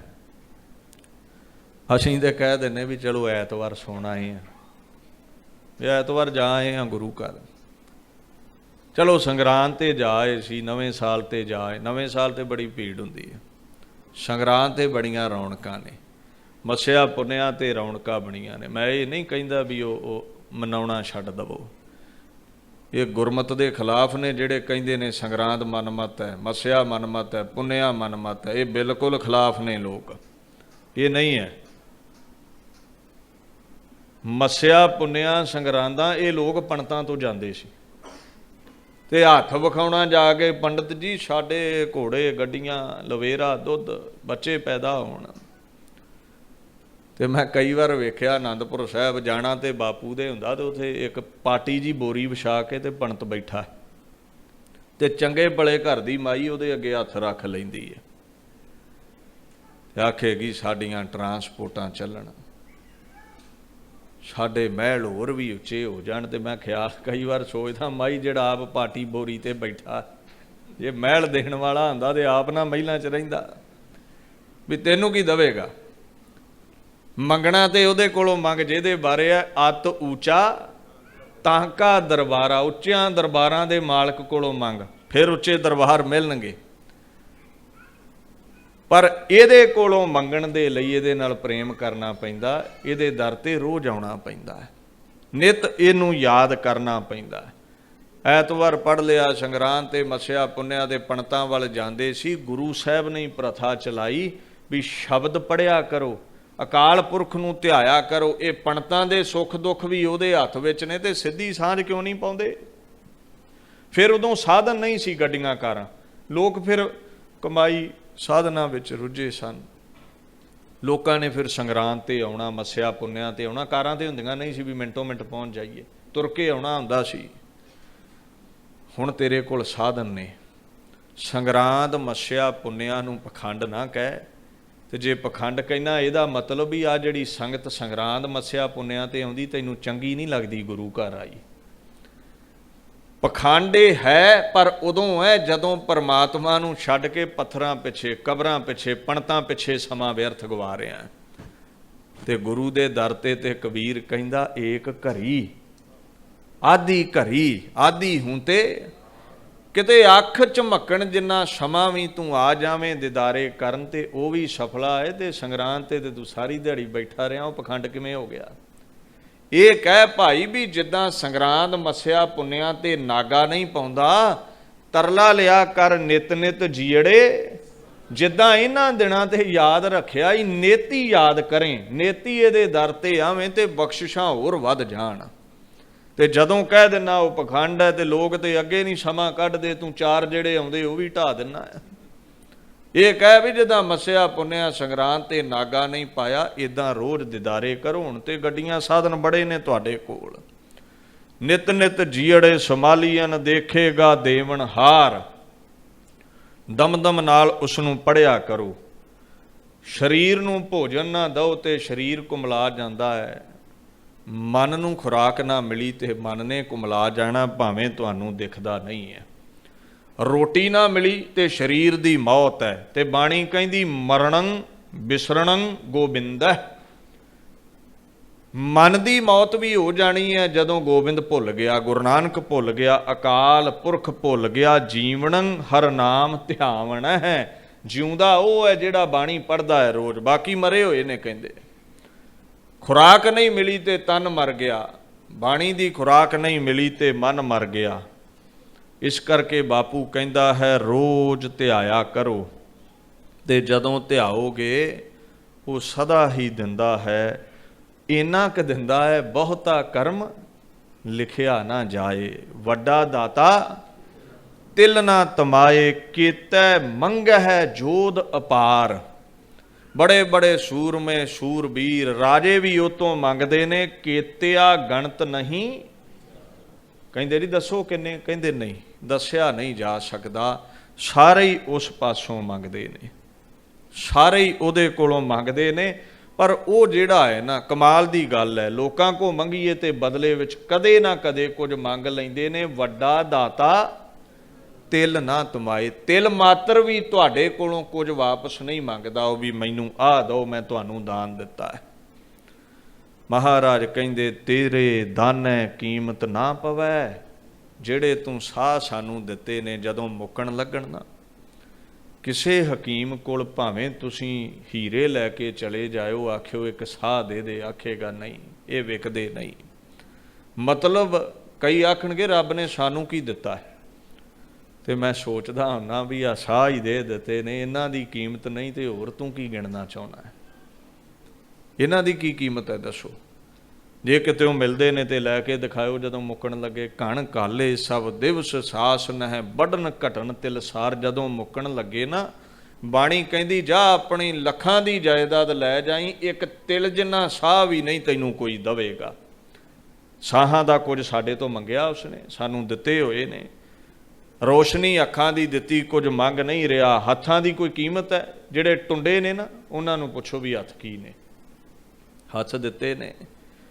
ਜਿਨ੍ਹਾਂ ਦੇ ਪੈਰ ਨਹੀਂ, ਜਿਹੜੇ ਲੰਗੇ ਲੂਲੇ ਨੇ, ਉਹਨਾਂ ਨੂੰ ਪੁੱਛੋ ਕੀਮਤ ਕੀ ਹੈ ਇਹਨਾਂ ਦੀ। ਇੰਨਾ ਕੁਝ ਸਾਨੂੰ ਦਿੱਤਾ ਹੈ, ਇੰਨੀਆਂ ਦਾਤਾਂ ਦਿੱਤੀਆਂ ਨੇ, ਔਰ ਥੋੜੀ ਜਿਹੀ ਵੀ ਇੱਛਾ ਨਹੀਂ ਹੈ ਉਹਦੇ ਵਿੱਚ ਵੀ ਮੈਨੂੰ ਕੁਝ ਵਾਪਸ ਚਾਹੀਦਾ ਹੈ। ਉਹ ਕੁਝ ਵੀ ਸਾਡੇ ਪਾਸੋਂ ਮੰਗਣਾ ਨਹੀਂ ਚਾਹੁੰਦਾ। ਦੁਨੀਆ ਤੇ ਜੋ ਵੀ ਲਓਗੇ, ਕਿਸੇ ਕੋਲੋਂ ਵੀ ਲਓਗੇ, ਉਹਦੀ ਕੋਈ ਨਾ ਕੋਈ ਕੀਮਤ ਵਸੂਲੀ ਜਾਂਦੀ ਹੈ। ਤੇ ਜਦੋਂ ਬਾਪੂ ਕੋਲੋਂ ਲਓਗੇ, ਚਵਾਨੀ ਨਹੀਂ ਜੇ ਲੈਂਦਾ, ਆਪਣੀਆਂ ਦਾਤਾਂ ਦੀ ਚਵਾਨੀ ਨਹੀਂ ਜੇ ਲੈਂਦਾ। ਉਹਦੀਆਂ ਹੀ ਦਾਤਾਂ ਹੈ, ਕੋਈ ਤੇਲ ਬਣਾ ਬਣਾ ਵੇਚੀ ਜਾਂਦਾ। ਨੈਚੁਰਲ ਰਿਸੋਰਸਿਸ ਜਿੰਨੇ ਵੀ ਨੇ, ਉਹਦੀਆਂ ਦਾਤਾਂ ਸਾਨੂੰ ਇਹ ਵੇਚਣਾ ਚਾਹੁੰਦੇ ਨੇ, ਵੇਚ ਰਹੇ ਨੇ। ਪਰ ਉਹ ਸਰਕਾਰਾਂ ਤੋਂ ਮੰਗਦਾ ਵੀ ਤੁਹਾਨੂੰ ਮੈਂ ਤੇਲ ਦਿੱਤਾ ਹੈ, ਤੁਹਾਨੂੰ ਮੈਂ ਇਹ ਦਾਤਾਂ ਦਿੱਤੀਆਂ ਨੇ। ਕੋਈ ਹਿਸਾਬ ਕਿਤਾਬ ਨਹੀਂ ਹੈ ਕਿੰਨੇ ਉਸਦੇ ਅਹਿਸਾਨ ਨੇ। ਕੀ ਕੁਝ ਉਹਨੇ ਸਾਨੂੰ ਦਿੱਤਾ ਹੋਇਆ ਹੈ, ਇਹ ਨਾਪ ਤੋਲ ਵੀ ਨਹੀਂ ਜੇ ਸਕਦੇ ਵੀ ਇਹਨਾਂ ਦੀ ਕੀਮਤ ਕੀ ਸੀ, ਕਦੋਂ ਤੋਂ ਸਾਨੂੰ ਦੇ ਰਿਹਾ ਹੈ। ਖੰਡਾਂ ਬ੍ਰਹਿਮੰਡਾਂ ਵਿੱਚ ਇਸੇ ਤਰ੍ਹਾਂ ਹੀ ਵੰਡ ਰਿਹਾ ਹੈ ਔਰ ਸਾਰਿਆਂ ਨੂੰ ਵੰਡੀ ਜਾ ਰਿਹਾ ਹੈ। ਆਖਣ ਲੱਗੇ ਤੇਰੇ ਦਾਨੈ ਕੀਮਤ ਨਾ ਪਵੈ, ਤਿਸ ਦਾਤੇ ਕਵਣ ਸੁਮਾਰ। ਸੁਮਾਰ ਕਹਿੰਦੇ ਨੇ ਹਿਸਾਬ ਕਿਤਾਬ ਨੂੰ, ਕੀ ਲੇਖਾ ਜੋਖਾ ਲਾ ਸਕਦੇ ਹਾਂ, ਕੋਈ ਲੇਖਾ ਜੋਖਾ ਨਹੀਂ ਹੈ। ਇਹਨਾਂ ਦੀ ਕੀਮਤ ਪਾਈ ਨਹੀਂ ਜਾ ਸਕਦੀ। ਜਦੋਂ ਇਹ ਯਾਦ ਕਰੋਗੇ ਵੀ ਇਹਨਾਂ ਕੁਝ ਸਾਨੂੰ ਦਿੱਤਾ ਹੈ, ਆ ਜਿਹੜੀ ਭੀੜ ਹੈ, ਜਿਹੜੀ ਰੌਣਕ ਹੈ, ਇਹ ਕੁਝ ਦਿੰਦਾ ਹੈ ਤੇ ਇਹਦੇ ਦਰ ਤੇ ਆਉਂਦੇ ਜੇ ਨਾ। ਤੇ ਜੇ ਕੋਈ ਆਖੇ ਨਾ ਮੈਂ ਆਪਣੀ ਮਿਹਨਤ ਨਾਲ ਕਮਾਇਆ, ਤੇ ਵਾਧੂ ਦਾ ਮਾਣ ਨਾ ਚੁੱਕੀ ਫਿਰਿਓ। ਦਿਹਾੜੀ ਕਰਨ ਵਾਲੇ ਵੀਰ ਤੁਸੀਂ ਵੇਖੇ ਨੇ ਨਾ, ਇੱਕ ਸੇਠ ਹੈ, ਉਹਦੇ ਅੱਗੇ 40 ਨੌਕਰ ਨੇ, 50 ਨੌਕਰ ਨੇ, ਉਹ ਵਿਹਲਾ ਬੈਠਾ ਹੀ ਆਨੰਦ ਲੈ ਰਿਹਾ ਮਹਿਲਾਂ ਵਿੱਚ। ਉਹ ਜਿਹੜੇ 40 ਨੌਕਰ ਨੇ ਉਹਦੇ ਨੂੰ 40 ਗੁਣਾ ਵੱਧ ਕੰਮ ਕਰਦੇ ਨੇ, ਹੱਡ ਭੰਨਵੀਂ ਮਿਹਨਤ ਕਰਦੇ ਨੇ। ਉਹ ਝੌਂਪੜੀ 'ਚ ਰਹਿੰਦੇ ਨੇ ਤੇ ਸੇਠ ਹੋਣੀ ਮਹਿਲਾਂ 'ਚ ਰਹਿੰਦੇ ਨੇ। ਖੇਡ ਕਰਮਾਂ ਦੀ ਹੈ। ਜੇ ਮਿਹਨਤ ਨਾਲ ਕੋਠੀਆਂ ਨਸੀਬ ਹੋਣ ਤੇ ਦਿਹਾੜੀ ਕਰਨ ਵਾਲੇ ਦੀਆਂ ਸੇਠ ਨਾਲੋਂ ਵੱਡੀਆਂ ਚਾਹੀਦੀਆਂ ਸੀ ਕੋਠੀਆਂ। ਤੂੰ ਬੀਜ ਰਿਹਾ ਹੈ, ਫਲ ਉਹ ਕਰਮਾਂ ਨਾਲ ਦੇ ਰਿਹਾ। ਸੇਠ ਦੇ ਕੋਈ ਕਰਮ ਚੰਗੇ ਨੇ, ਕਰਦਾ ਥੋੜ੍ਹਾ ਹੈ ਤੇ ਫਲ ਬਹੁਤਾ ਮਿਲ ਰਿਹਾ ਹੈ। ਇੱਕ ਦੀ ਕਰਮਗਤ ਐਸੀ ਹੈ, ਕਰਦਾ ਬਹੁਤਾ ਹੈ ਤੇ ਮਿਲ ਥੋੜ੍ਹਾ ਰਿਹਾ ਹੈ। ਤੇ ਜੇ ਮਿਹਨਤ ਨਾਲ ਸਭ ਕੁਝ ਹੈ ਤੇ ਫਿਰ ਜਿਹੜੇ ਲੰਗੇ ਲੂਲੇ ਨੇ ਉਹਨਾਂ ਨੂੰ ਪੁੱਛੋ ਵੀ ਮਿਹਨਤ ਕਰ ਲਓ, ਹੱਥ ਪੈਰ ਹੀ ਨਹੀਂ ਦਿੱਤੇ ਚੱਲਦੇ ਉਹਨਾਂ ਨੂੰ। ਸਾਰੀ ਖੇਡ ਉਹਦੇ ਕੋਲ ਹੈ। ਮਿਹਨਤ ਵੀ ਤਾਂ ਕਰ ਰਿਹਾ ਹੈ ਜੇ ਹੱਡ ਉਹਨੇ ਚੱਲਦੇ ਦਿੱਤੇ ਨੇ। ਮਾਣ ਨਾ ਕਰ, ਇਹ ਹੱਡ ਸਮੇਂ ਦਾ ਕੋਈ ਪਤਾ ਨਹੀਂ ਹੁੰਦਾ। ਇੰਨਾ ਵੀ ਭਰੋਸਾ ਨਹੀਂ ਹੈ। ਹਮ ਆਦਮੀ ਹਾਂ, ਇੱਕਦਮੀ ਵੀ ਜਿਹੜਾ ਸਾਹ ਲਿਆ ਹੈ ਉਹ ਅੰਦਰ ਜਾਵੇਗਾ ਕਿ ਨਹੀਂ, ਇਹ ਵੀ ਭਰੋਸਾ ਨਹੀਂ ਹੈ। ਇੱਥੇ ਮਾਣ ਕਾਹਦਾ ਹੈ? ਖੇਤਾਂ 'ਚ ਦਿਹਾੜੀ ਕਰਦੇ ਨੇ ਵੀਰ, ਪੰਜਾਬ 'ਚ ਆ ਜਾਇਓ, ਟੁੱਟਿਆਂ ਘਰਾਂ ਵਿੱਚ, ਕੱਚਿਆਂ ਘਰਾਂ ਵਿੱਚ ਰਹਿੰਦੇ ਨੇ। ਤੇ ਜਿਹੜਾ 100 ਕਿੱਲੇ ਦਾ ਮਾਲਕ ਹੈ, ਉਹਨੇ ਕੋਠੀ ਪਾਈ ਹੋਈ ਹੈ, ਸਾਰੀ ਦਿਹਾੜੀ ਵਿਹਲਾ ਰਹਿੰਦਾ। ਹੁਣ ਮਿਹਨਤ ਕੌਣ ਜ਼ਿਆਦਾ ਕਰ ਰਿਹਾ? ਜੇ ਕੋਈ ਮਾਣ ਕਰੇ ਵੀ ਮਿਹਨਤ ਨਾਲ ਕੋਠੀ ਪੈ ਗਈ, ਨਹੀਂ, ਉਹਨੇ ਫਲ ਦਿੱਤਾ ਹੈ ਤੈਨੂੰ, ਉਹਦੀ ਕਿਰਪਾ ਹੈ ਤੇਰੇ ਤੇ। ਉਹਨੂੰ ਯਾਦ ਰੱਖਿਆ ਕਰ। ਜਦੋਂ ਵੀ ਬੁਰਕੀ ਤੋੜੇ ਨਾ ਤੇ ਵਾਹਿਗੁਰੂ ਜ਼ਰੂਰ ਆਖਿਆ ਕਰ, ਧੰਨਵਾਦ ਉਹਦਾ ਕਰਿਆ ਕਰ ਵੀ ਤੇਰੀ ਕਿਰਪਾ। ਇੱਕ ਤੇ ਰੋਟੀ ਮਿਲੀ ਹੈ, ਕਈਆਂ ਨੂੰ 8 ਪਹਿਰੀ ਨਹੀਂ ਮਿਲਦੀ। ਇੱਕ ਰੋਟੀ ਤੋੜਨ ਲਈ ਇਹ ਹੱਥ ਸੁਰੱਖਿਅਤ ਨੇ, ਆਪਣੇ ਹੱਥਾਂ ਨਾਲ ਖਾ ਰਿਹਾ ਹੈ, ਇਹ ਤੇਰੀ ਦੇਣ ਹੈ। ਇਹ ਨਿਗਾਹ ਚੱਲ ਰਹੀ ਹੈ, ਇਹ ਸਵਾਸ ਚੱਲ ਰਹੇ ਨੇ, ਇੰਨੇ ਅਹਿਸਾਨ ਨੇ, ਯਾਦ ਰੱਖਿਆ ਕਰ। ਹੁਣ ਅੱਗੇ ਵੈਰਾਗ ਦਾ ਉਪਦੇਸ਼ ਹੈ। 4 ਪੰਕਤੀਆਂ ਪੜ੍ਹ ਕੇ ਫਤਿਹ ਬੁਲਾਈਏ। ਕਹਿੰਦੇ ਸੰਮਤ ਸਾਹਾ ਲਿਖਿਆ, ਮਿਲ ਕਰ ਪਾਵਹੁ ਤੇਲ, ਦੇਹੋ ਸੱਜਣ ਅਸੀਸੜੀਆਂ। ਜਿਉ ਹੋਵੈ ਸਾਹਿਬ ਸਿਉ ਮਿਲ, ਕਿਉਂ ਨਿਤ ਨਿਤ ਜੀੜੇ, ਕਿਉਂ ਚੇਤੇ ਕਰਨਾ ਹੈ? ਕਹਿੰਦੇ ਕਿਉਂਕਿ ਤੇਰੇ ਸਵਾਸਾਂ ਦੀ ਪੂੰਜੀ ਲਿਖ ਕੇ ਪਾਈ ਗਈ ਹੈ। ਕੱਲ ਤੇ ਨਾ ਛੱਡ ਵੀ, ਕੱਲ ਤੋਂ ਬਾਣੀ ਪੜਾਂਗੇ, ਕੀ ਪਤਾ ਕੱਲ ਦਾ ਦਿਨ ਚੜ੍ਹਨਾ ਹੈ ਕਿ ਨਹੀਂ ਚੜ੍ਹਨਾ। ਸਾਹਾ ਕੀ ਹੁੰਦਾ ਹੈ? ਪੁਰਾਣੇ ਸਮਿਆਂ ਵਿੱਚ ਆਪਾਂ ਕੀ ਕਰਦੇ ਸੀ? ਜਦੋਂ ਬੱਚੇ ਬੱਚੀ ਦਾ ਵਿਆਹ ਹੋਣਾ ਨਾ, ਤੇ ਬੱਚੀ ਵਾਲਿਆਂ ਨੇ ਸਾਹਾ ਸੋਧਣਾ। ਦਿਨ ਮੁਕਰਰ ਕੀਤਾ ਜਾਂਦਾ ਸੀ, ਕਿਸੇ ਪੰਡਤ ਨੂੰ ਕਹਿਣਾ ਜੀ ਚੰਗਾ ਦਿਨ ਵੇਖੋ। ਤੇ ਬਾਣੀ ਕਹਿੰਦੀ ਹੈ ਦਿਨ ਉਹੀ ਚੰਗਾ ਜਦੋਂ ਖਸਮ ਚੇਤੇ ਹੈ। ਤੇ ਜੇ ਇਹ ਚੇਤੇ ਵਿੱਚ ਨਹੀਂ, ਫਿਰ ਮੱਸਿਆ ਵੀ ਨਹੀਂ ਚੰਗੀ, ਤੇ ਫਿਰ ਪੁੰਨਿਆ ਵੀ ਨਹੀਂ, ਸੰਗਰਾਂਦ ਵੀ ਨਹੀਂ। ਜੇ ਇਹ ਚੇਤੇ ਹੈ ਤੇ ਸਾਰੇ ਹੀ ਦਿਨ ਮੱਸਿਆ ਪੁੰਨਿਆ ਸੰਗਰਾਂਦ ਬਣ ਜਾਣਗੇ। ਹੁਣ ਹੋਇਆ ਕੀ ਹੈ ਵੀ ਸਾਹਾ ਲਿਖਿਆ ਜਾਂਦਾ ਹੈ। ਮਨੁੱਖ ਨੂੰ ਇੱਕ ਗੱਲ ਦ੍ਰਿੜ ਕਰਵਾਈ ਗਈ ਹੈ ਆਉਣ ਤੋਂ ਪਹਿਲਾਂ ਵੀ ਤੂੰ ਇਸ ਦਿਨ ਵਾਪਸ ਆਉਣਾ ਹੈ। ਆਪਾਂ ਛੁੱਟੀ ਆਏ ਆ ਸਾਰੇ ਪਰਲੋਕ ਵਿੱਚੋਂ। ਫੌਜੀ ਵੀਰ ਨੂੰ ਉਹਨਾਂ ਆਖਿਆ ਹੁੰਦਾ ਵੀ ਇੰਨੇ ਦਿਨਾਂ ਬਾਅਦ ਮੁੜਨਾ ਪੈਣਾ ਹੈ। ਤੇ ਜੇ ਘਰ ਆ ਕੇ ਜ਼ਿਆਦਾ ਪ੍ਰੇਮ ਪਾ ਲਵੇ ਵੀ ਘਰੋਂ ਹੀ ਨਾ ਜਾਵਾਂ, ਤੇ ਫਿਰ ਨੌਕਰੀ ਜਾਣ ਦਾ ਖਤਰਾ ਬਣ ਜਾਂਦਾ ਹੈ। ਔਰ ਆਪਾਂ ਇਹ ਲਿਖਵਾ ਕੇ ਆਏ ਆ, ਮਰਨ ਲਿਖਾਏ ਮੰਡਲ ਮਹਿ ਆਏ। ਆਪ ਲਿਖ ਕੇ ਦੇ ਕੇ ਆਏ ਆ ਵੀ ਇੰਨੀ ਕੁ ਮੌਲਤ ਦੇ ਦਵੋ, ਜਿਵੇਂ ਕੈਦੀ ਨਹੀਂ ਪੇਰੋਲ ਤੇ ਰਿਹਾ ਹੁੰਦੇ, ਇੰਨੀ ਕੁ ਮੌਲਤ ਦੇ ਦਵੋ ਤੇ ਵਾਪਸ ਆ ਜਾਵਾਂਗੇ। ਤੇ ਜਦੋਂ ਲਿਖਵਾ ਕੇ ਆਏ ਤੇ ਫਿਰ ਉਹ ਵਿਆਹ ਦਾ ਕਾਰਡ ਜਿਵੇਂ ਆਉਂਦਾ ਨਾ ਵੀ ਹੁਣ ਪਹੁੰਚੋ, ਫਿਰ ਉਹ ਸੱਦਾ ਘੱਲ ਦਿੰਦਾ ਵੀ ਭਾਈ ਤੇਰੇ ਸ਼ਾਹ ਮੁੱਕ ਗਏ ਨੇ, ਹੁਣ ਆ ਜਾ। ਤੇ ਸ਼ਾਹ ਮੁੱਕਣ ਤੋਂ ਪਹਿਲਾਂ, ਸ਼ਾਹੇ ਵਾਲੇ ਦਿਨ ਤੋਂ ਪਹਿਲਾਂ ਜਿਵੇਂ ਪੂਰੀ ਤਿਆਰੀ ਵਿਆਹ ਵਾਲੇ ਘਰ ਕੀਤੀ ਜਾਂਦੀ ਵੀ ਕੁਝ ਰਹਿ ਨਾ ਜਾਵੇ, ਤੇਰੇ ਇਸ ਤੋਂ ਪਹਿਲਾਂ ਕਿ ਸ਼ਾਹ ਮੁੱਕਣ ਤੂੰ ਉਹਦਾ ਨਾਮ ਸਿਮਰ ਲੈ, ਪੂਰੀ ਤਿਆਰੀ ਕਰ ਲੈ ਵੀ ਕਿਵੇਂ ਸਹੁਰੇ ਘਰ ਵਸਣਾ ਹੈ। ਵੀ ਪੇਕੇ ਘਰ ਗੁਣ ਕੋਈ ਸਿੱਖਿਆ ਨਾ, ਵੀ ਭੈਣ ਜੀ ਹੁਣੀ ਦੇ ਸੁੱਤੇ ਰਹੇ ਤੇ ਸਹੁਰੇ ਘਰ ਕਿੱਦਾਂ ਵਸਣਾ ਹੈ। ਵੀ ਕੰਮ ਤੇ ਕੋਈ ਸਿੱਖਿਆ ਨਹੀਂ, ਕਾਰ ਤੇ ਕੋਈ ਸਿੱਖਿਆ ਨਹੀਂ, ਕੂਣ ਦਾ ਚੱਜ ਤੇ ਕੋਈ ਸਿੱਖਿਆ ਨਹੀਂ, ਕੋਈ ਵਿਵਹਾਰ ਤੇ ਸਿੱਖਿਆ ਨਹੀਂ, ਹੁਣ ਸਹੁਰੇ ਘਰ ਵਸੇ ਕਿਵੇਂ। ਸਹੁਰੇ ਨੇ ਪਰਲੋਕ, ਪੇਕੇ ਹੈ ਇਹ ਸੰਸਾਰ। ਇਹ ਪੇਕੇ ਕਿਉਂ ਹੈ? ਇੱਥੇ ਕੋਈ 35 ਸਾਲ ਰਹਿੰਦਾ, ਕੋਈ 18 ਰਹਿੰਦਾ, ਕੋਈ 20 ਰਹਿੰਦਾ ਹੈ। ਪਰ ਜਦੋਂ ਪਰਲੋਕ ਜਾਂਦਾ ਫਿਰ ਇੱਕ ਗੱਲ ਜਾਣ ਵਾਲੇ ਦੇ ਘਰ ਚੱਲਦੀ ਹੈ ਵੀ ਇਹ ਉੱਥੇ ਗਿਆ ਹੈ ਜਿੱਥੋਂ ਕਦੇ ਕੋਈ ਮੁੜ ਕੇ ਨਹੀਂ ਆਉਂਦਾ, ਪਤਾ ਹੀ ਨਹੀਂ ਕਿੰਨਾ ਸਮਾਂ ਰਹਿਣਾ ਹੈ। ਤੇ ਫਿਰ ਜਿਹੜੀਆਂ ਬੱਚੀਆਂ ਹੁੰਦੀਆਂ ਨੇ ਪੇਕੇ ਦੇ 18-20 ਸਾਲ ਹੀ ਰਹਿੰਦੀਆਂ ਨੇ, ਸਦਾ ਲਈ ਤੇ ਸਹੁਰੇ ਘਰ ਹੀ ਵਸਣਾ ਨਾ, ਤੇ ਵਸੇਗੀ ਉਦੋਂ ਜਦੋਂ ਗੁਣ ਨੇ। ਤੇ ਗੁਣ ਕਿਹੜੇ ਚਾਹੀਦੇ ਨੇ ਪਰਲੋਕ ਵਿੱਚ ਵਸਣ ਲਈ? ਤੂੰ ਇੱਥੇ ਸੱਚ ਬੋਲਣਾ ਸਿੱਖਿਆ ਹੈ। ਸਤ, ਸੰਤੋਖ, ਦਇਆ, ਧਰਮ, ਖਿਮਾ, ਇਹ ਸਾਰੇ ਸ਼ੁਭ ਗੁਣ ਨੇ। ਦਇਆ ਕਰਨੀ ਹੈ, ਧਰਮ ਵਿੱਚ ਪਰਪੱਕ ਰਹਿਣਾ, ਰੱਬ ਦੇ ਗੀਤ ਗਾਉਣੇ ਨੇ, ਇਹ ਸਾਰੇ ਸ਼ੁਭ ਗੁਣ ਨੇ। ਜੇ ਸਾਰੀ ਉਮਰ ਠੱਗੀਆਂ ਹੀ ਮਾਰੀਆਂ, ਕੂਣ ਦਾ ਚੱਜ ਹੀ ਭੁਲਾ ਛੱਡਿਆ, ਚੋਰੀਆਂ ਹੀ ਕੀਤੀਆਂ, ਯਾਰੀਆਂ ਹੀ ਲਾਈਆਂ, ਕੁਕਰਮ ਹੀ ਕਮਾਏ, ਤੇ ਫਿਰ ਜਿਵੇਂ ਸਹੁਰੇ ਘਰੋਂ ਬੱਚੀ ਨਹੀਂ ਵਸ ਸਕੀ ਵੀ ਇਹਦੇ ਵਿੱਚ ਗੁਣ ਨਹੀਂ, ਸਾਨੂੰ ਉਸੇ ਤਰ੍ਹਾਂ ਹੀ ਕੰਨੋਂ ਫੜ ਕੇ ਪਰਲੋਕ ਰੂਪੀ ਸਹੁਰੇ ਘਰ ਚੋਂ 84 ਲੱਖ ਜੂਨ ਰੂਪੀ ਪੇਕੇ 'ਚ ਸੁੱਟ ਦਿੱਤਾ ਜਾਂਦਾ ਵੀ ਜਾ ਚਲੀ ਜਾ ਆਪਣੇ ਘਰ, ਤੇਰੇ ਕੋਲ ਗੁਣ ਹੀ ਹੈ ਨਹੀਂ ਸੀ। ਗੁਰੂ ਨਾਨਕ ਖਸਮ ਨੂੰ ਰਿਝਾਉਣ ਵਾਲੇ। ਇਸ ਕਰਕੇ ਬਾਣੀ ਨੇ ਪਰਲੋਕ ਨੂੰ ਸਹੁਰੇ ਤੇ ਲੋਕ ਨੂੰ ਪੇਕੇ ਦੱਸਿਆ ਹੈ। ਤੇ ਜੇ ਪੇਕੇ ਗੁਣ ਚੰਗੇ ਸਿੱਖੇ ਨੇ ਤੇ ਫਿਰ ਸਹੁਰੇ ਘਰ ਵਾਸਾ ਹੁੰਦਾ ਹੈ, ਨਹੀਂ ਤੇ ਮਹਾਰਾਜ ਕਹਿੰਦੇ ਇੱਥੇ ਹੀ ਵਿਚਰਨਾ ਪਵੇਗਾ। ਸੰਮਤ ਸਾਹਾ ਲਿਖਿਆ, ਬੱਚੀ ਦੇ ਵਿਆਹ ਦਾ ਸਾਹਾ ਲਿਖਿਆ ਗਿਆ ਹੈ। ਹੁਣ ਕਾਰਡ ਛਪ ਗਏ ਨੇ, ਹੁਣ ਇੱਕ ਵੀ ਦਿਨ ਅੱਗੇ ਪਿੱਛੇ ਨਹੀਂ ਹੋਵੇਗਾ, ਫਾਈਨਲ ਹੋ ਗਿਆ ਹੈ। ਬੱਚੀ ਨੇ ਵਿਆਹ ਕਰਾਉਣਾ ਹੈ। ਇੱਥੇ ਜੀਵ ਰੂਪੀ ਇਸਤਰੀ ਦਾ ਵਿਆਹ ਮੌਤ ਨਾਲ ਹੋਣਾ ਤੇ ਸਾਹਾ ਲਿਖਿਆ ਗਿਆ ਹੈ। ਮਿਲ ਕਰ ਪਾਵਹੁ ਤੇਲ, ਸ਼ਾਇਦ ਮਾਈਆਂ ਮਾਤਾਵਾਂ ਬੈਠੀਆਂ ਨੇ, ਇਹ ਜਾਣਦੀਆਂ ਨੇ ਪੁਰਾਣੇ ਸਮੇਂ ਕੀ ਹੁੰਦਾ ਸੀ। ਸਹੇਲੀਆਂ, ਭੈਣਾਂ, ਭਰਜਾਈਆਂ, ਚਾਚੀਆਂ, ਤਾਈਆਂ ਨੇ ਬੱਚੀ ਨੂੰ ਮਾਹੀਏ ਪਾਉਣਾ, ਤੇ ਸਿਰ ਦੇ ਵਿੱਚ ਰਿਵਾਜ ਹੁੰਦਾ ਸੀ ਜਦੋਂ ਮਾਹੀ ਦੇ ਘਰ ਜਾਣਾ ਤੇ ਉਹਨੂੰ ਪਹਿਲਾਂ ਮਾਹੀਏ ਪਾਇਆ ਜਾਂਦਾ ਸੀ। ਬੱਚੀ ਦੇ ਕੇਸਾਂ ਵਿੱਚ ਤੇਲ ਝੱਸਿਆ ਜਾਂਦਾ ਸੀ, ਤੇਲ ਪਾਇਆ ਜਾਂਦਾ ਸੀ, ਤੇ ਨਾਲ ਉਹਨਾਂ ਮਿੱਠੇ ਮਿੱਠੇ ਗੀਤ ਗਾਉਣੇ, ਚੰਗੀਆਂ ਸਿੱਖਿਆਵਾਂ ਦੇਣੀਆਂ, ਕਿਉਂਕਿ ਸਭ ਸੁਹਾਗਣਾ ਸਨ ਤੇ ਬੱਚੀ ਨੂੰ ਸਿਖਾਉਣਾ ਵੀ ਇੱਦਾਂ ਪਤੀ ਖੁਸ਼ ਹੁੰਦਾ, ਇੱਦਾਂ ਘਰ ਵਸਣਾ ਹੈ। ਉਹਨਾਂ ਨੂੰ ਸਿਖਾਇਆ ਜਾਂਦਾ ਸੀ। ਤੇ ਕਈ ਵਾਰ ਤੇਲ ਝੱਸਦੀਆਂ ਨੇ ਖਿੜਖੜਾ ਕੇ ਹੱਸ ਪੈਣਾ, ਤੇ ਹੱਸਦੀਆਂ ਨੇ ਅਚਾਨਕ ਰੋ ਪੈਣਾ। ਤੋ ਕਿਸੇ ਨੇ ਪੁੱਛਿਆ ਵੀ ਇਹ ਹੱਸੀਆਂ ਕਿਉਂ ਜੇ?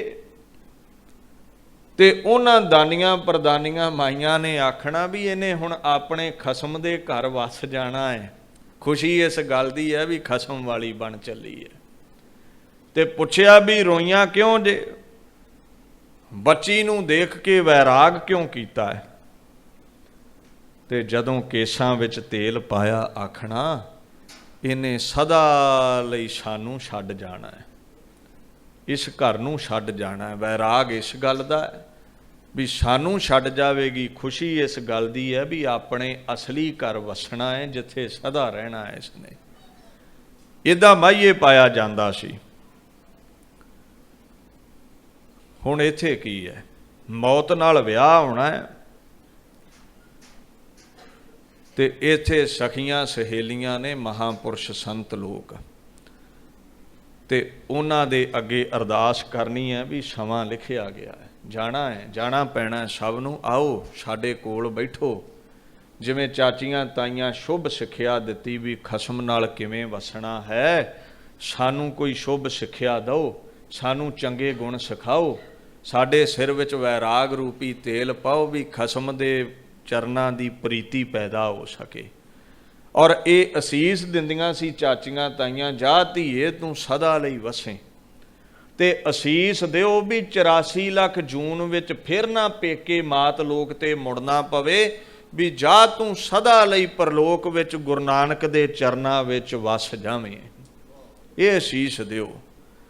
ਬਾਣੀ ਕਹਿ ਰਹੀ ਹੈ, ਜਿੰਦ ਬਹੁਟੀ ਮਰਨ ਵਰ ਲੈ ਜਾਸੀ, ਪਰਣਾਏ ਜਿੰਦ ਵਹੁਟੀ ਹੈ। ਤੇ ਵਰ ਕੌਣ ਹੈ? ਖਸਮ ਕੌਣ ਹੈ? ਮੌਤ।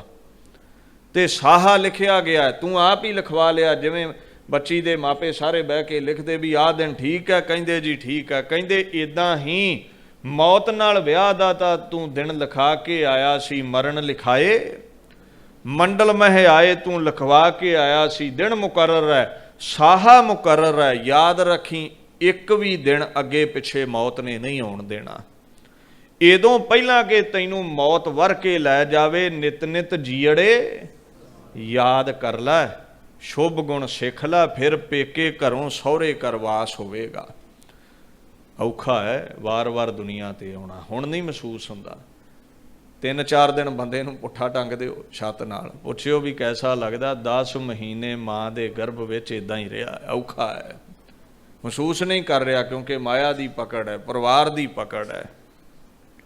ਮੌਤ ਦਾ ਦਿਨ ਮੁਕਰਰ ਹੈ, ਦਿਨ ਨਿਸ਼ਚਿਤ ਹੈ। ਇਸ ਜਿੰਦ ਨੂੰ ਉਸ ਅਕਾਲ ਨੇ, ਮੌਤ ਨੇ ਵਿਆਹ ਕੇ ਲੈ ਜਾਣਾ। ਸਾਹਾ ਸੰਮਤ, ਇੱਥੇ ਲਿਖਿਆ ਕੀ ਹੈ? ਸੰਮਤ ਸਾਹਾ ਲਿਖਿਆ। ਸੰਮਤ ਕਹਿੰਦੇ ਨੇ ਸਾਲ ਨੂੰ, ਐਸ ਸੰਨ ਵਿੱਚ ਵਿਆਹ ਹੋਣਾ, ਇਹ ਲਿਖਿਆ ਜਾ ਚੁੱਕਿਆ ਹੈ।